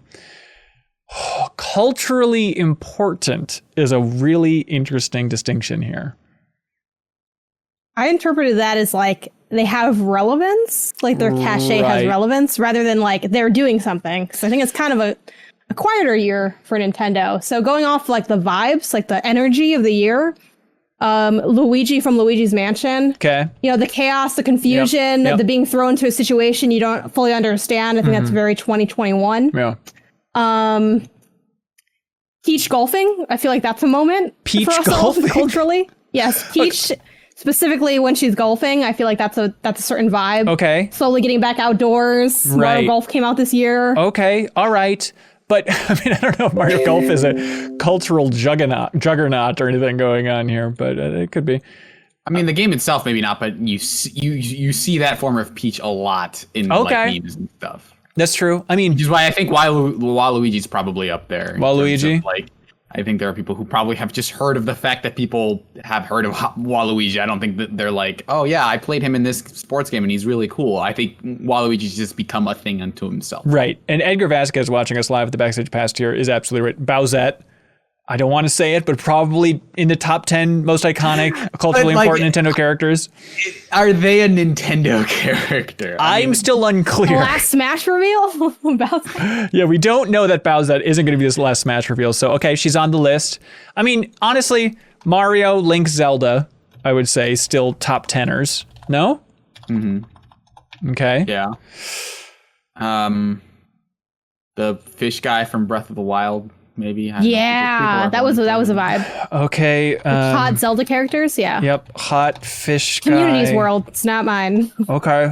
I mean, this is just... Hot fish, man. I mean, I know this is a larger conversation about society and culture, and Jeff, correct me if I'm wrong, but is this just a 10 of the hottest characters, and that's how you determine what is culturally relevant these days? Yeah, that's all that matters now, I think. Okay.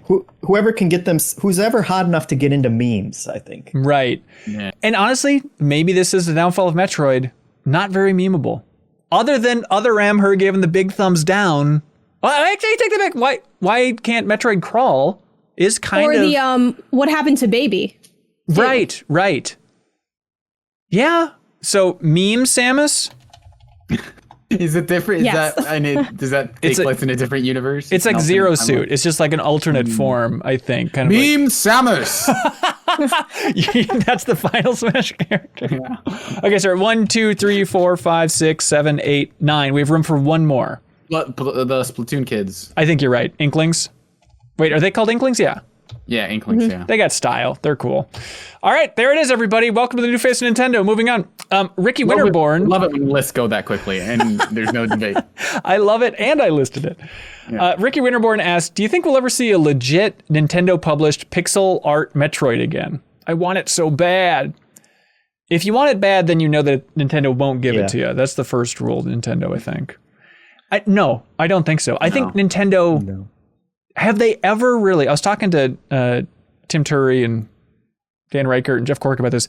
Has Nintendo ever really embraced the pixel aesthetic in a big way outside of like merch? Outside of like some t-shirt where it's like, look at my Mario pipe or some stupid crap like that. That one amiibo that came out of Link? That's the closest. Right. Done. Interesting. Well, it's like there's splashes of it. Like, okay, we'll have an homage here. Let's have Donkey Kong and Super Mario Odyssey. And there's stuff like NES Remix. But like Mario Maker is probably the best example of them making like new art.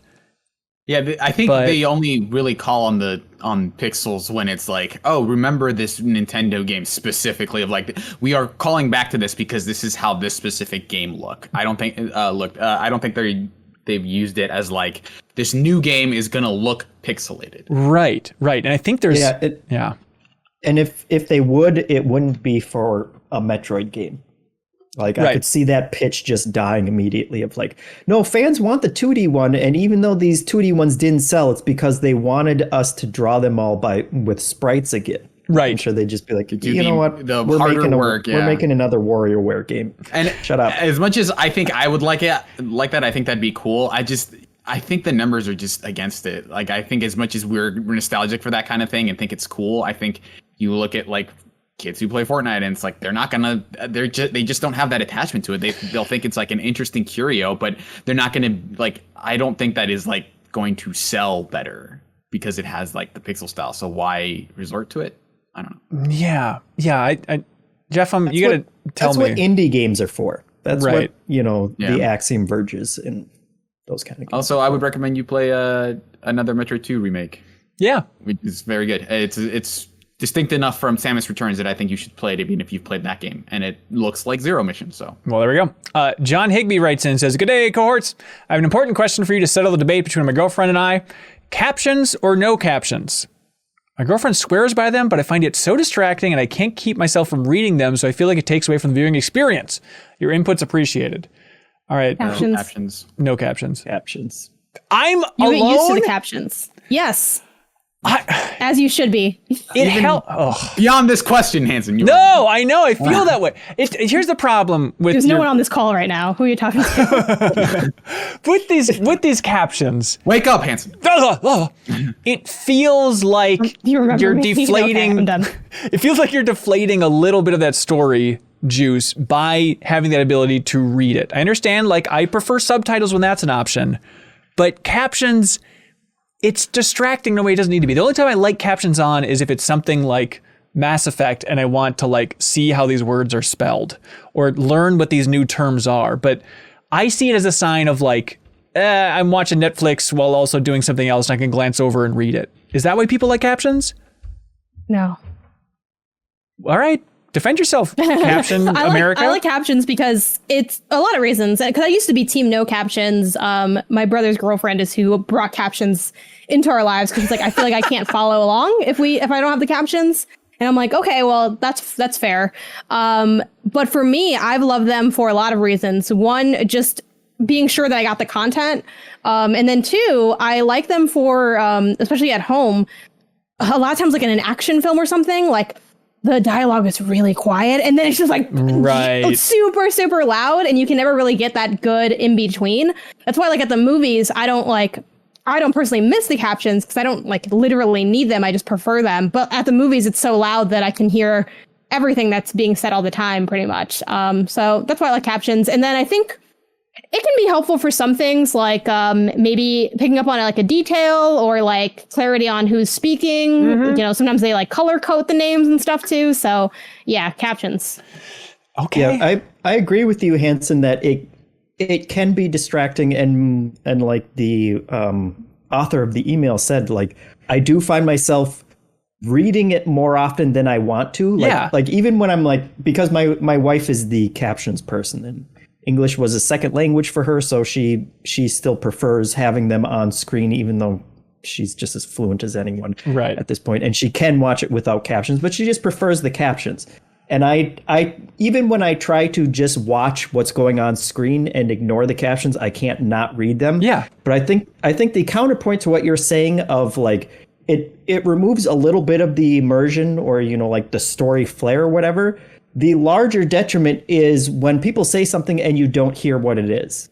And I think if you watch something without captions, if you had someone next to you in a hypothetical situation where they were asking you after everything that was said, like, what did that person say? I bet you would be blown away by like how much you actually didn't pick up. That's true. That is true. It would be like, you know, like 30% of the stuff that you say. And I realize it when I can actually look at the captions and see what they said. It's like you end up missing so much more than you actually think you do. And that can be a detriment to the story as well. I definitely retain a lot more if I read it. And so like now it's just, it feels weird even going to like movies recently where they don't have subtitles, which I will say, if you are at a movie theater at any point in the recent future, which I may not recommend, some theaters will have like these little machines that will show you the subtitle that you can put on your like cup holder and stuff, and they'll kind of scroll subtitles. Yeah. Weird. So I've actually used those a couple times in theaters. Although like I feel weird because I feel like I can probably watch a movie without them. I would prefer that people who need them, you know, like people who are hard of hearing, use them instead of me. So I would almost say like, if no one else is planning to use them, let me use one. But I've definitely had grabbed one before, and I know that the whole reading thing, and sometimes, you know, like in comedies, you'll see the punchline before it's enacted. But yeah, I think the benefit is that like I get to understand the movie better. I end up retaining a lot more. Sometimes there's also the rare case where like you'll see a subtitle pop up for something that you didn't even hear, where it's just like, oh, I guess this is in the script, or somehow, and you'll like sometimes you'll get bonus dialogue, you know, like sometimes where it's like, oh, people are like far away and like it's not meant to be intelligible, but you'll still see it in the subtitles, right, which is like kind of a neat bonus. All right. Well, I stand by no captions, but these are all valid I points. do also like that, like, you were outnumbered 3-1, and it was up to us to defend ourselves. Yeah, why did that happen? Yeah, wait a minute. This isn't fair at all. Hey, look at this. Another comment, or another email, as Jeffin would put it. Chris Cuevas writes in distraction. And says, hello, Hanson, Jen, and Serial. With old video game stuff becoming more and more expensive as collector's items, I can only imagine we've all had to kick ourselves for throwing away various older systems and games. My question for y'all is, what piece of your gaming history would you go back in time and tell your dumb baby self to be sure to hang on to? Personally, I'd tell myself to keep all those Pokemon cards. Yeah, I guess that's true. I had at one point a binder full of like, I think a complete set of the first set of Pokemon cards. And I don't know where it is. It probably got stolen or lost somewhere. I'm pretty sure I had a holographic Charizard and like the original Pikachu or whatever. I had basically that full set, and now I don't know where it is. I don't know that. Yeah, I don't know that market that well. But when people are talking about how Pokemon cards are bonkos expensive now, they're just talking about like some holographic GX Charizard, right? Or are they talking about like literally that first wave holographic? That holographic first edition Charizard card is like probably worth $1 million or something. What? Yeah, probably. Is it really that card? I think it is that specific card. I think it was the card that like I think when Jake Paul had his like boxing match, that was the max that he made a necklace out of, because it's like that is the status symbol of I am rich and have a lot of money and I'm a nerd. Also, you should be looking for your Pokemon cards more. Hey, what are you doing? I'm like 99% sure they got stolen at some point, because like this specific house actually had a break in. It's probably so, just like, propping up the printer behind you. Like, oh my god! Hey, look, notice you moved. Yeah, I don't think I ever had anything that valuable. It's like I wish I didn't get rid of my old PlayStation, but that's just like for sentimental reasons, I guess. But was somebody secretly sitting in a juggernaut at some point financially? No. It was always just worthless trash. No. I just miss my stuff. I just miss my stuff in general. Like, I really wish I had my like, especially like original stuff, especially as like it ages really poorly, depending like the material, like the actual product. Like if I had my original N64 joystick, that would be so much better, because I took care of my stuff when I was a kid, versus you go to like a store and get a used one and like almost none of the sticks feel right anymore. So just having like the retro stuff as like my original stuff would have been cool. Yeah. And I try to remind myself that when I'm thinking about getting rid of new stuff now, that like, what about future me will ever regret this? Right. Just take a picture of it and then you're set for everything. It's kind of my new policy. It's on the I cloud. definitely used to flip most of my games, and now I really regret it. Even though that was like what allowed me to keep playing more games, you know. Same. There's definitely like I've been looking for a copy of Ghost Trick, and it's like $80 or whatever, when I just could have gotten it on DS originally. Yeah. So just a lot of regrets about that phase of my life. I also like that our parents' generation was like, my mom threw out my baseball cards and they're worth $1 million now, and for us it's Pokemon cards. Yeah. So I wonder what it's going to be for Pokemon is the new baseball. children. I'm always saying this. NFT things? I don't know. You threw away my NFT. Eric Clyde writes in and says, hello, Minotaurs. I don't know if I've heard Minotaurs with 2 N's yet, Eric. That's very good. I like it. I was at a wedding a week ago and I need a debate settled. Okay, let's do this one at a time. I'm curious to how you guys would react to this. Hang on. So hold with your answer. Hold strong. I was at a wedding, need a debate settled. Probably 30 people weighed in on this, and I need to know the correct answer. What do you call, don't answer, what do you call a long sleeve shirt that has buttons? Okay, everybody but Janet, take off your headphones. Let's see what Janet answers. It's just me right now? Yeah, okay, hang on. Wait for Suriel to take off his headphones. I don't know what he's doing. Okay, what do you call that? Long sleeve shirt with buttons. A long sleeve shirt with buttons? A what shirt? Oh, God. I don't know. I don't have a word for it. It's just a long sleeve shirt with buttons. Okay. I have no word for it. I've never described it. Blank shirt? A button blank shirt? Oh, like down or up or something? Okay, what do you call it? Is that what you mean? Yeah, what do you call it then? I don't call it either because it doesn't go all the way down or up. I'm probably wondering why this is taking so long. Okay, Janet. This is final round for Family Feud. Janet, I guess you can leave your headset on now. Okay, Jeffum. Okay. Jeffum, you want to put your headphones on, Jeffum? All right. Make the J with your hand. All right, Jeffum. What do you call... I really wish we had captions turned on. What do you call a long sleeve shirt with buttons? I would probably call it a button-up shirt or a dress shirt. Okay, great. All right, Suriel, put your... Okay, what do you call it, Suriel? What was the... A long sleeve shirt that has buttons. But they're only at the top, right? Is it Oh, they're anywhere. Okay, well, never mind. I didn't have an a long answer. sleeve shirt with buttons. Yes. I think I would just default to dress shirt. Okay, a button blank shirt. I call it a button up. I thought you were talking about the ones that only have like 3 buttons on the top. Oh, no, I don't have a word for that. It's just a weird shirt. Dress. I guess if it's like a thing you would wear at a wedding, I would call it a dress shirt. But I feel like button-ups, I guess, also work. Okay. So Eric says it was a 60-40 split with button-up winning, but button-down is obviously the next thing.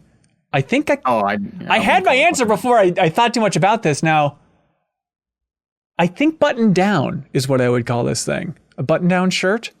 I think.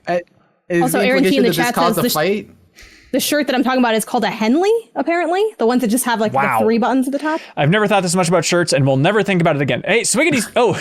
If I had to choose one of those, it would be button up. Button up? Button down. But yeah, you're right. I think I would go button up as well. I think I overthought it. I think button up's the way to go. Swiggity Swoo. Ironically, I think I button it down, though. I think I start at the top and I go down. maybe that's the difference. Maybe that's why some people call it one. Who's going from the bottom up? Oh, I go from the bottom up. Absolutely from the bottom up. Are you serious? I start Oh my in the middle. gosh. How are you a real person? I start like in the middle and Yeah, and then do it simultaneously. I might be in the middle. I might be in evens and then odds, diagonal if possible. Hey, look at this one. Swiggity Smooth left a comment and saying, what's a video game power-up item that's supposed to be beneficial, but that you would rather not pick up? For me, it's the regular grenades in Halo. Why do we need anything other than the plasma grenades? I just want the plasma grenades. I understand. Oh, I thought he meant in real life. Oh. And I was going to say the fire flower. Because you don't want white clothes? Well, because throwing fireballs I don't think would be that helpful in the real world. And also I bet it would be like a spicy food kind of thing where it would burn on the way out. They would burn your hand or your butt?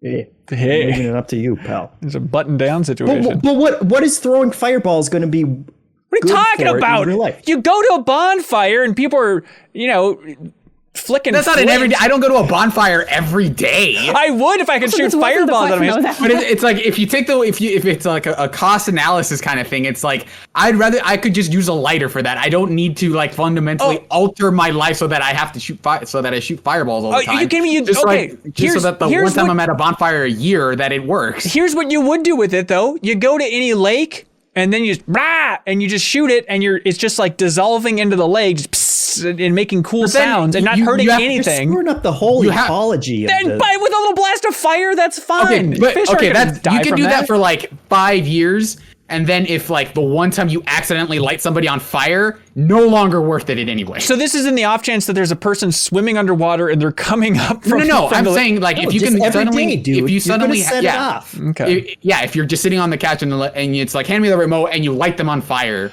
There's no indication that you're not in control. Like Mario isn't like, Mario's never you do in stuff control. Fireballs go everywhere. Yeah, it's not you true. You do stuff accidentally all the time. Play. It's always at exactly the same angle he's so much in control.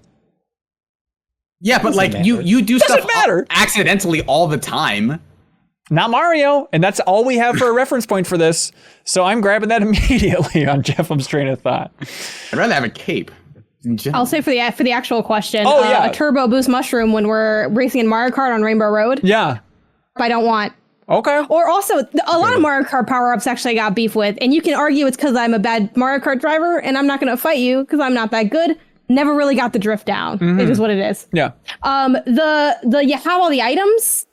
What kind of sick roulette is this game where you have all the items, you're just clicking and random things are happening? Right, Hate that power up. That's definitely a risk. Yeah, that's fair. Mine's boring. It's like in amplitude and frequency, there's a power up that slows you down, which is cool. It's like, it's just really tough button combo for this, for the music rhythm game. And then it's like, if you go into slow motion in the song, then you can get it. But it's like, if you're used to doing that at the same rhythm, it can throw you off if you're going slow motion. The muscle memory gets... Yeah. That's exactly right. Grizzled Gaming writes in and says, hey, gang, it's time to play the world's fastest rising game sensation. Ew, gross. Anyways, we've taken the top 50 highest... Oh, I get it now. We've taken the 50 top highest grossing video game franchises and adjusted them for inflation. 2 franchises will be pitting against each other. You will tell which franchise has grossed more. Okay. Jeff, on which franchise has grossed more? Call of Duty or... Madden NFL.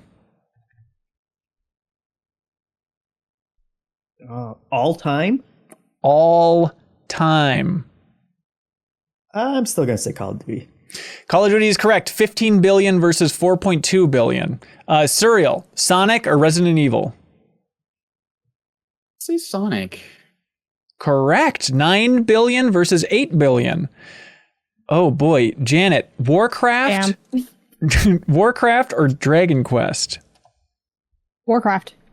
Somehow they say Dragon Quest at 11.7 billion. I had a bet when y'all got it correct. I was like, the pressure has mounted. Like I can't deal with this. But does that includes World of Warcraft subscriptions? There's no universe. That's I feel like World of Warcraft alone is probably up there. And you got Dragon Quest 10 subscriptions. I think it's destroyed more lives financially. Yeah. Than any of the games listed. Yeah. Mm-hmm. There's more spin-offs for Dragon Quest. Anyways, Jeff, Space Invaders or Donkey Kong? Like original Donkey Kong or all Donkey Kongs? Donkey Kong. Apparently Space Invaders 14.4 billion? Thank you for getting one wrong as well. Yeah, how Well, does that... I guess if you're adjusting for inflation and you're talking about quarters back in the 80s. Yes. Because every quarter is like 100 million is what it's worth now, I think. Nowadays. Yeah. Serial, Pac-Man versus Tetris. I'm going to say Tetris. Pac-Man, 23 billion to 1.5 billion. Oof. Oh, Janet, I'm praying for you right now. Gran Turismo versus Need for Speed. Need for Speed? Correct. Yeah, 4 billion right. versus 4.1 billion. So just barely there.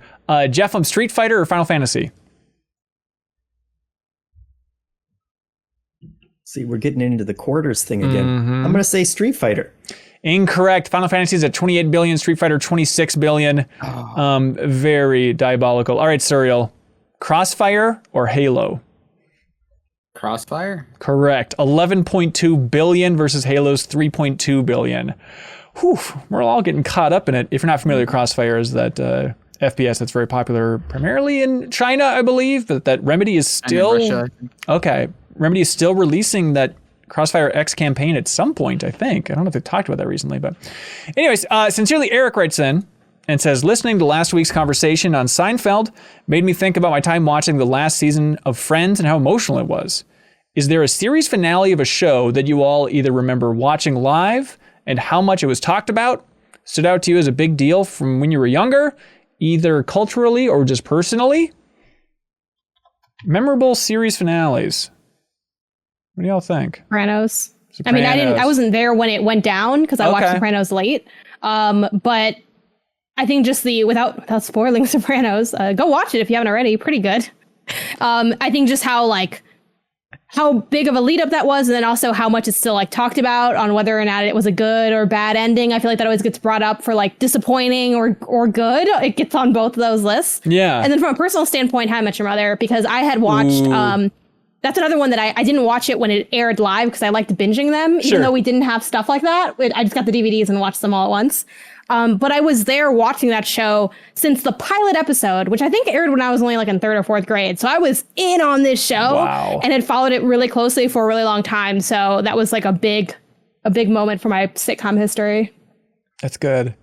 I mean, it's recent, so it feels lame to say, but it's just a couple years ago. Remember Game of Thrones, though? Remember how big of a deal that finale was? I understand people have their complaints about the final season, very justified, but I think very distinctly watching that finale at Buddy Dave Clapp's house with Tim Turry and Katie, and we ate jalapeno poppers and no one else was eating them, so I had like 300 jalapeno poppers watching the finale of Game of Thrones, and that's a mood, all right? Yeah, everyone remembers eating 100 jalapeno poppers while watching. It kind of felt like it, yeah. Yeah.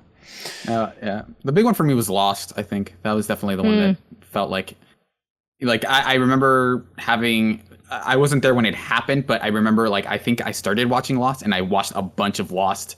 I marathoned it to catch up to the last season so I could be part of that conversation. And I feel like that is definitely a thing that people have just forgotten about. Like the Sopranos one definitely feels like maybe it was smaller in the moment, but I feel has lingered in the zeitgeist more so than the Lost finale. Because I don't feel like people in general talk about Lost much at this point. Yeah, maybe not. Yeah. And another easy answer would be Seinfeld. Right. Yeah. I mean, I did watch that one live. Yeah. Ridiculous. Yeah. I feel like I need to go back and watch it again because I remember thinking it's not so good when I watched it. They went for too much trying to. I'm not talking about the show, Janet. I don't know if you're going that angle, that hot take. No, I love that show. Oh, okay. I know the hell out of that show. Y'all ever want to go toe to toe Seinfeld? Seen it? Oof, my God. It's been a while, but right. I think I can still bring the heat. I love that show, but yeah, the ending. It was cool in the clip show way, but it just. Yeah, no thanks. It was a little bit silly. How do you end a show that's about nothing? You can't. That's the challenge. There's nothing to resolve. And I always loved, the greatest season of TV is the Curb Your Enthusiasm season with the reunion of Seinfeld. Because I always loved that idea of having a reunion, but it's framed through this other show, so it's not selling out. But I always loved the idea of within the world of Curb Your Enthusiasm, them doing a reunion episode or season, I forget what it was actually, for Seinfeld. And I remember people, like the actors are like, yeah, I guess we could do that just so we have a good finale. And Larry David had to be like, we had a good one. We had a good finale because he wrote the original finale for Seinfeld. So he's always defending the finale. Anyways, good times. Travis Brinkley writes in and says, hey, MinnMax, I just want to say that I love the new charity drive for HopeWell Music. I went to college for music education, so I was pleasantly surprised at the announcement. It can't be understated how helpful these programs are. Thank you, Travis. That's very sweet. That link, again, is in the description below, givemn.org/crossfade. If you support this charity drive at any amount, we'll be celebrating your name and donation at the end of the charity drive. So it should be a fun, unexpected thing. So add your name to that list, please. We'd appreciate it. Craig Belmont writes in and says, salutations, green cohorts. Very curious. Green. Like Samus's hair. Can we let Suriel or anyone else talk about how good The Green Knight is without spoiling anything about this movie? Suriel, don't spoil anything, but why should we be excited about this Green Knight movie that is only in theaters, right? Yeah, I think A24 does these things where they'll have like online screenings at specific times. So I think maybe tomorrow, I think they're having a thing where you can buy a ticket for like $20 and it's like within these 4 hours, you can just watch it online.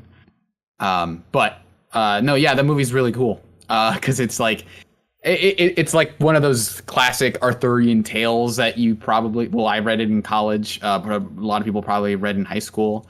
But it is one of those movies that feels like even with even without subtitles, I was totally fine watching it because so much of it is in like the visuals of that movie. It feels like, yeah. It obviously there's a lot of CG, but it just feels like a movie where you notice every shot of just like, this looks impeccable. It is so just beautiful as a movie. So I would encourage, like, that would be like the one movie that if you're like, okay, before this whole Delta thing starts really going into gear, if your last movie before you stop seeing movies is Green Knight, I think it is a good one because it's like you will benefit a ton from watching it in theaters. It's weird because also that Ripley Scott movie is coming out later. That's The Last Duel. That's also like a medieval film. And so it's so weird to have like two big knight movies in the same year. Yeah, but like that movie is so well directed. Like it is one of those things where it is a story that people have like been telling obviously for a long time, but it is one of those things where you can interpret it so many different ways of like, oh, this is obviously here's the set events that happen in the movie, but like, you know, what this particular twist on the story means, and like, you know, there's a lot of like layered meaning and stuff that benefit from multiple viewings, and like Dev Patel is really good in it. Like the premise, it feels like it lingers on a very simple concept in these really powerful ways. Like I love that movie. Well, there we go. I'll check it out. Green Knight, name of that film. Spencer Price writes in and says, hey, Benny and the Jets, if you could have Jeffem sing the chorus to that song, that'd be appreciated.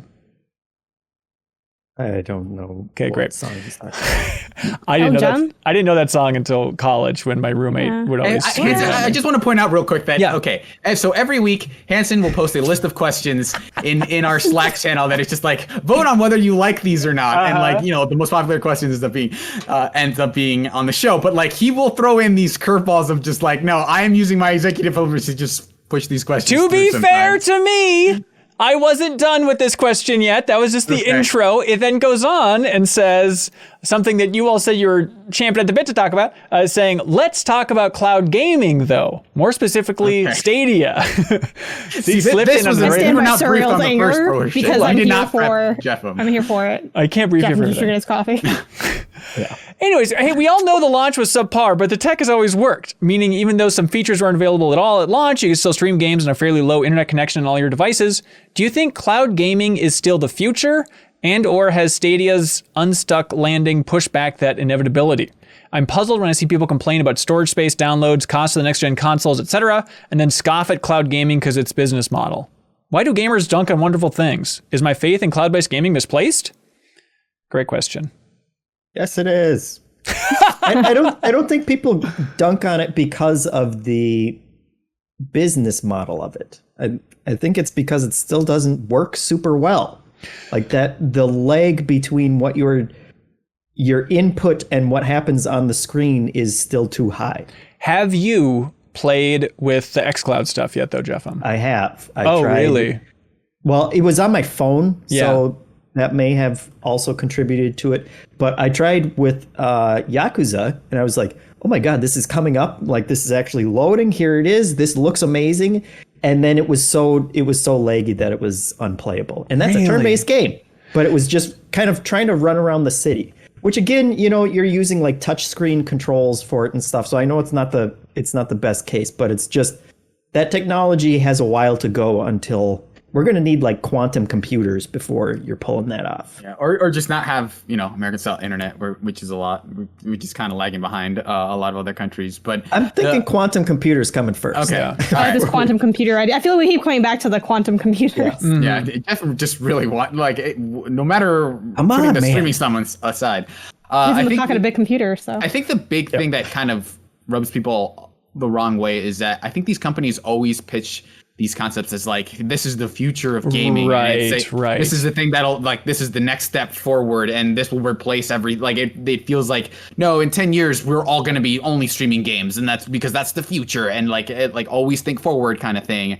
Whereas I think the xCloud stuff is maybe the most level-headed application of it, in that it's still not perfect, but it feels like, okay, this is an additional option and not a replacement to what I already have. I think that is where this thing is going to thrive. I think that the Steam Deck even kind of struck me as odd that Steam just didn't go for like, hey, for a subscription fee, you can just stream our games to your phone.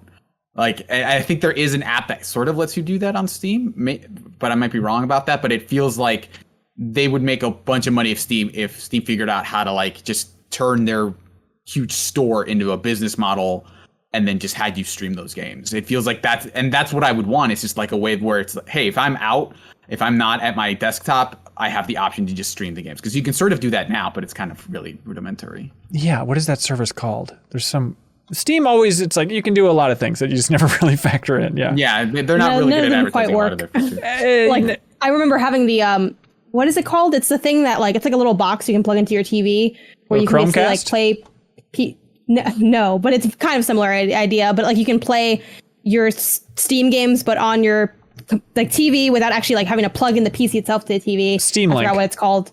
Steam Link. Yeah. Yes. I feel like you secretly knew that and just gave me fake answers until you got there. But yeah, like when it worked, it was cool, but a lot of times it was a little bit of a pain, so I didn't end up using it very much. I think, yeah, though, like Cyril hits the nail on the head with it. You need a fulcrum. You need to kind of ease people in, because like there will always be people that resist change inherently because it's different, and like that's not what I'm doing and what I like to do.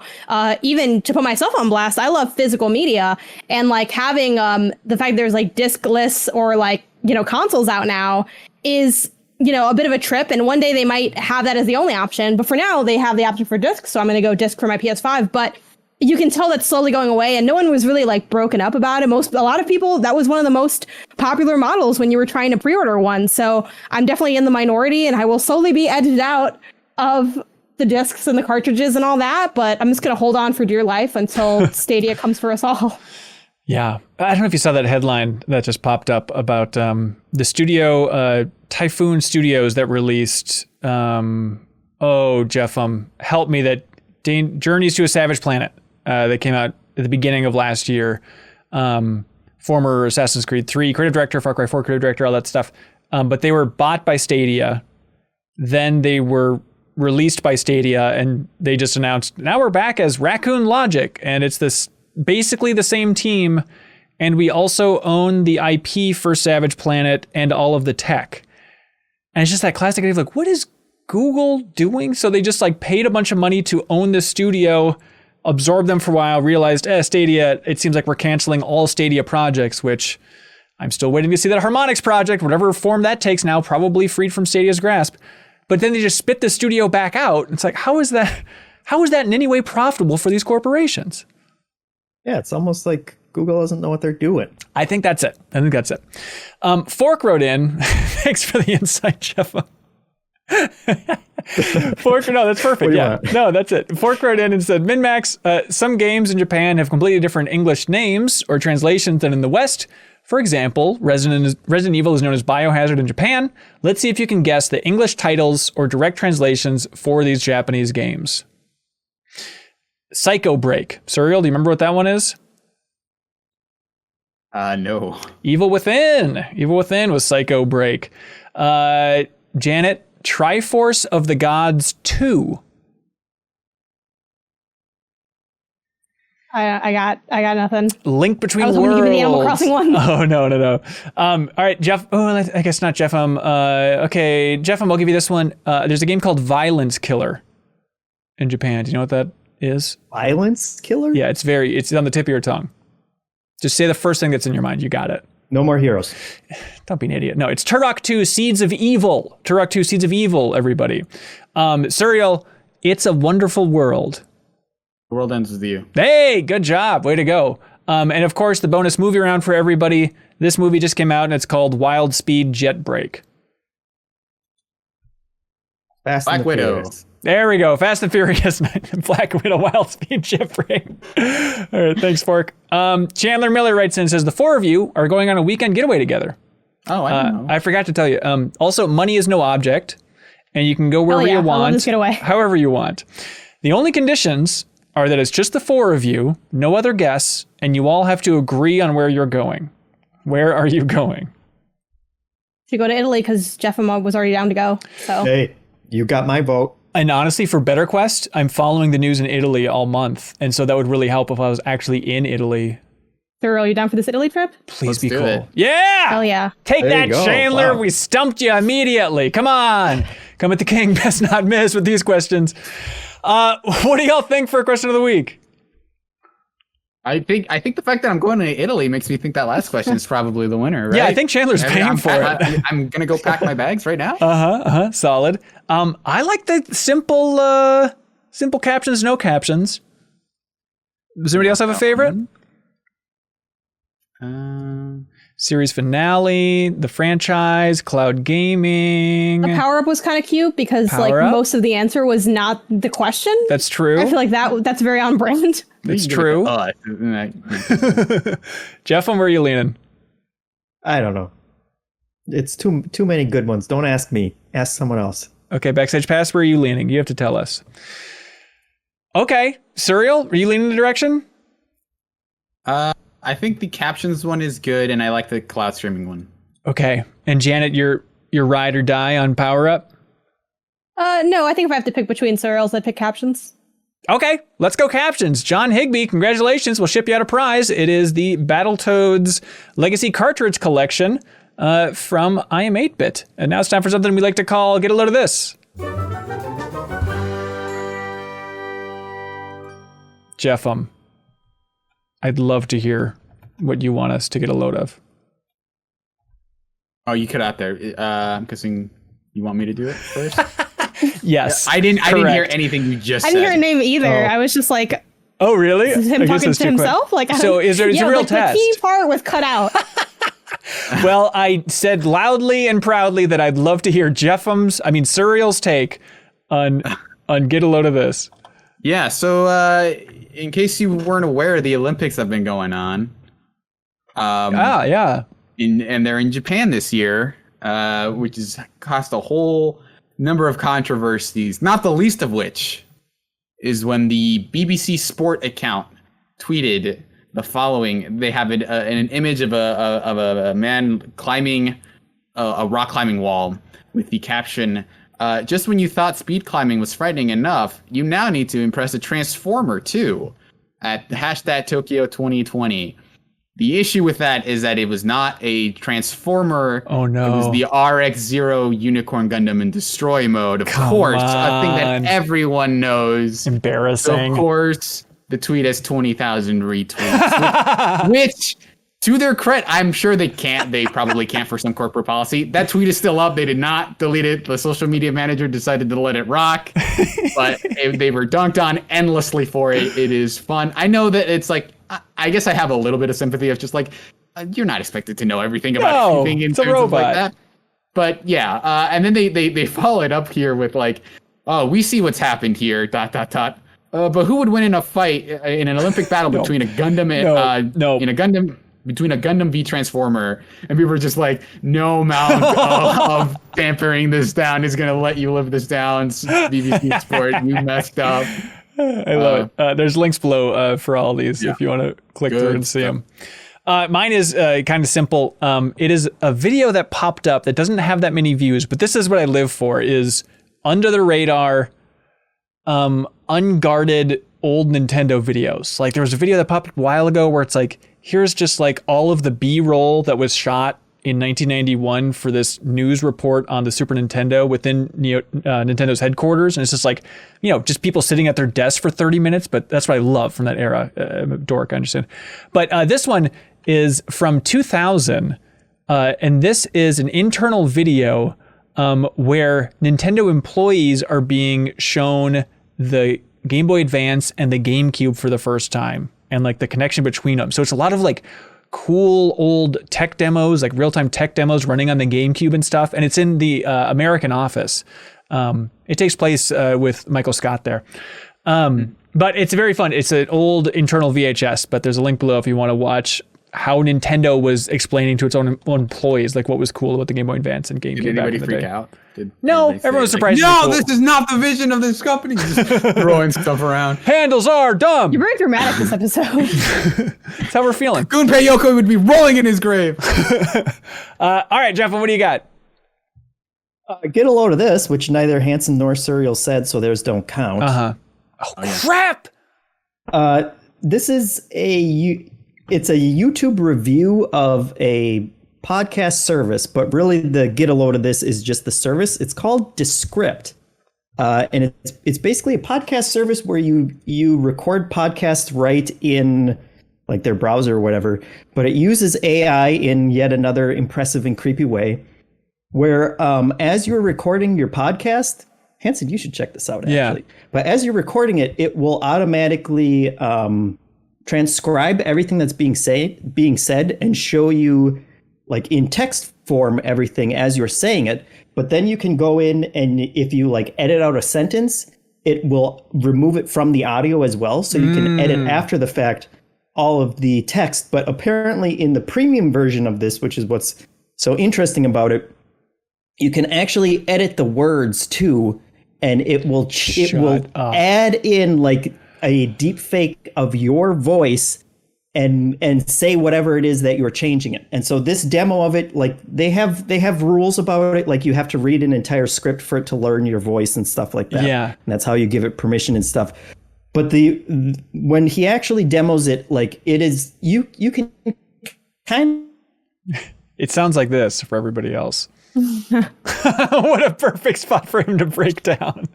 Well, in the meantime, it's crazy. I don't know if you heard about that debate about the Anthony Bourdain documentary.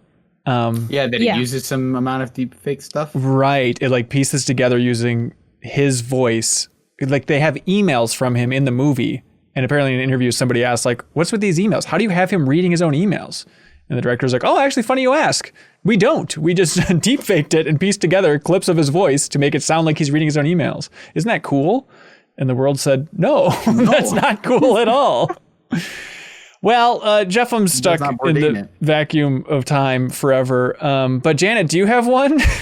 Yeah, get a load of this. Mine's kind of similar to Serial's, except they did end up deleting this. A while ago, Starbucks' TikTok did a promotion with like Chance the Rapper to have him presumably make a beat. I don't know if he made the beat or was given the beat, but he like drops his beat and then says like duets are on, like, stitch this with and like rap over this beat.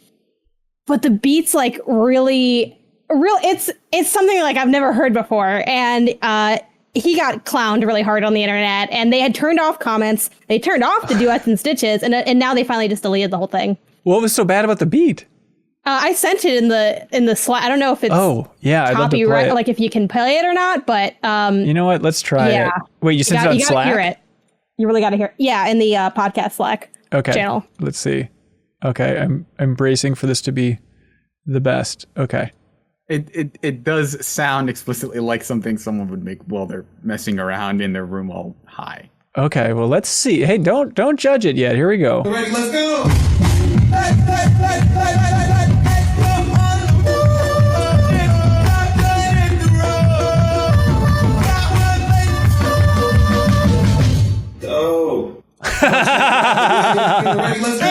Oh crap, we can't stop it! Cyberbullying people. By any means, like I even think the mean stitches. I know he's like famous and stuff, and it can come as a drain. But I'm like, I don't think you need to.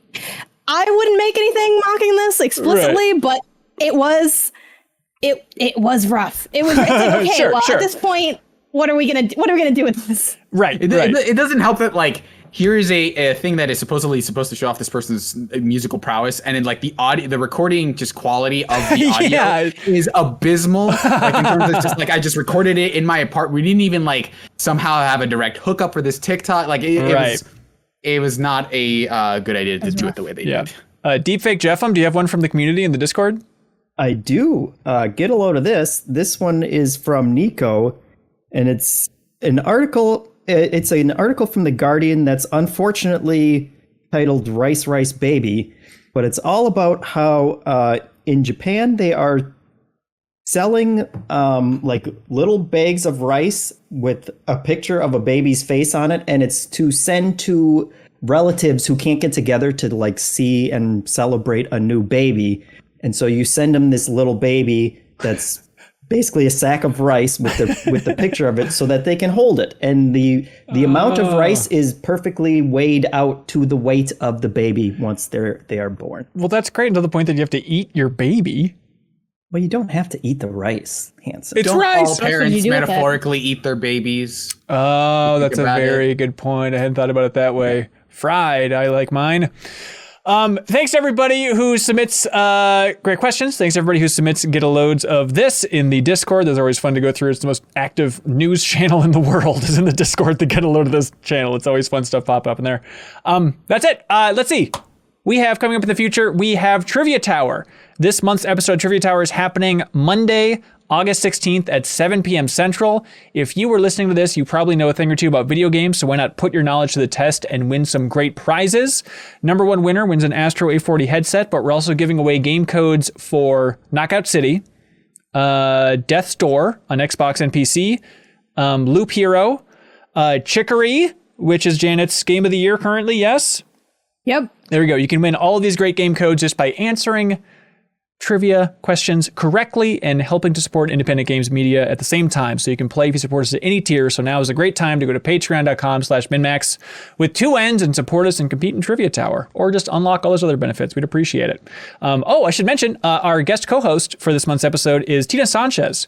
Going back to 1UP. I was a huge fan of hers back at 1UP and EGM. She then went on to be a producer on the Call of Duty series, Apex Legends, the new God of War, and now she's back to the indie world at Gravity Well, working with that team as a producer as well. So it'll be fun to talk to her a little bit about her journey through the game industry, but also she knows a ton about video games, so she's an unbelievable good sport so far for lining up everything with Trivia Tower. So thanks to Tina Sanchez, and if you're an old 1UP fan, you can impress an old 1UP member by jumping on and competing in video game trivia. Janet, do you have anything you'd like to plug? I recently did 2 reviews. I did a review of 2D Topty, which was a 2D and Topty is actually the name of the game, and it's that like multi, like you have a 2D and I guess a 3D perspective, I guess, technically. Like you're kind of activating on 2 planes, the puzzle game. I really liked it, so I recommend it. You can check it out on my site, Pen to Pixels. It has a company YouTube channel as well. And I also reviewed Button City, and I like that as well. Not quite as much as 2D and Topty, but I enjoyed it. It was a cute little adventure game, and I think if you like that style, you'll probably enjoy that one too. So, Sweet. Yeah. Love it. Great. And thank you to everybody who has joined the thank you crew over there on Patreon. So thanks to everybody who supports us at that $50 tier. We thank them and they thank us. And we send out actually custom thank you videos to all these people as well. But thank you to Fatal X-Blade YouTube channel, The State of the Scene podcast, Joshua Bucy, Clemens Zobel, Kris, I Am 8-Bit, Zachary Pligge, Ludwig Roque, Andrew Uerkwitz, Andrew Vala, BeatenDownBrian, Best of the Rest podcast, Jawarhello, Mirko Arico-Torreno, Call Me By Your Game podcast, Mark Seliga, John Higby, PrettyGoodPrinting.com, Clint Farley, Drew Waranis, Steve Bamdad, Starkiller, Logan Krause, Purebred number 6, Kris, Spider Dan, SlyckNic, SpiralInYourEyes, Preetham Yarlagadda, and Dan Villone. Thanks so much, everybody. Be good, have fun, let's go.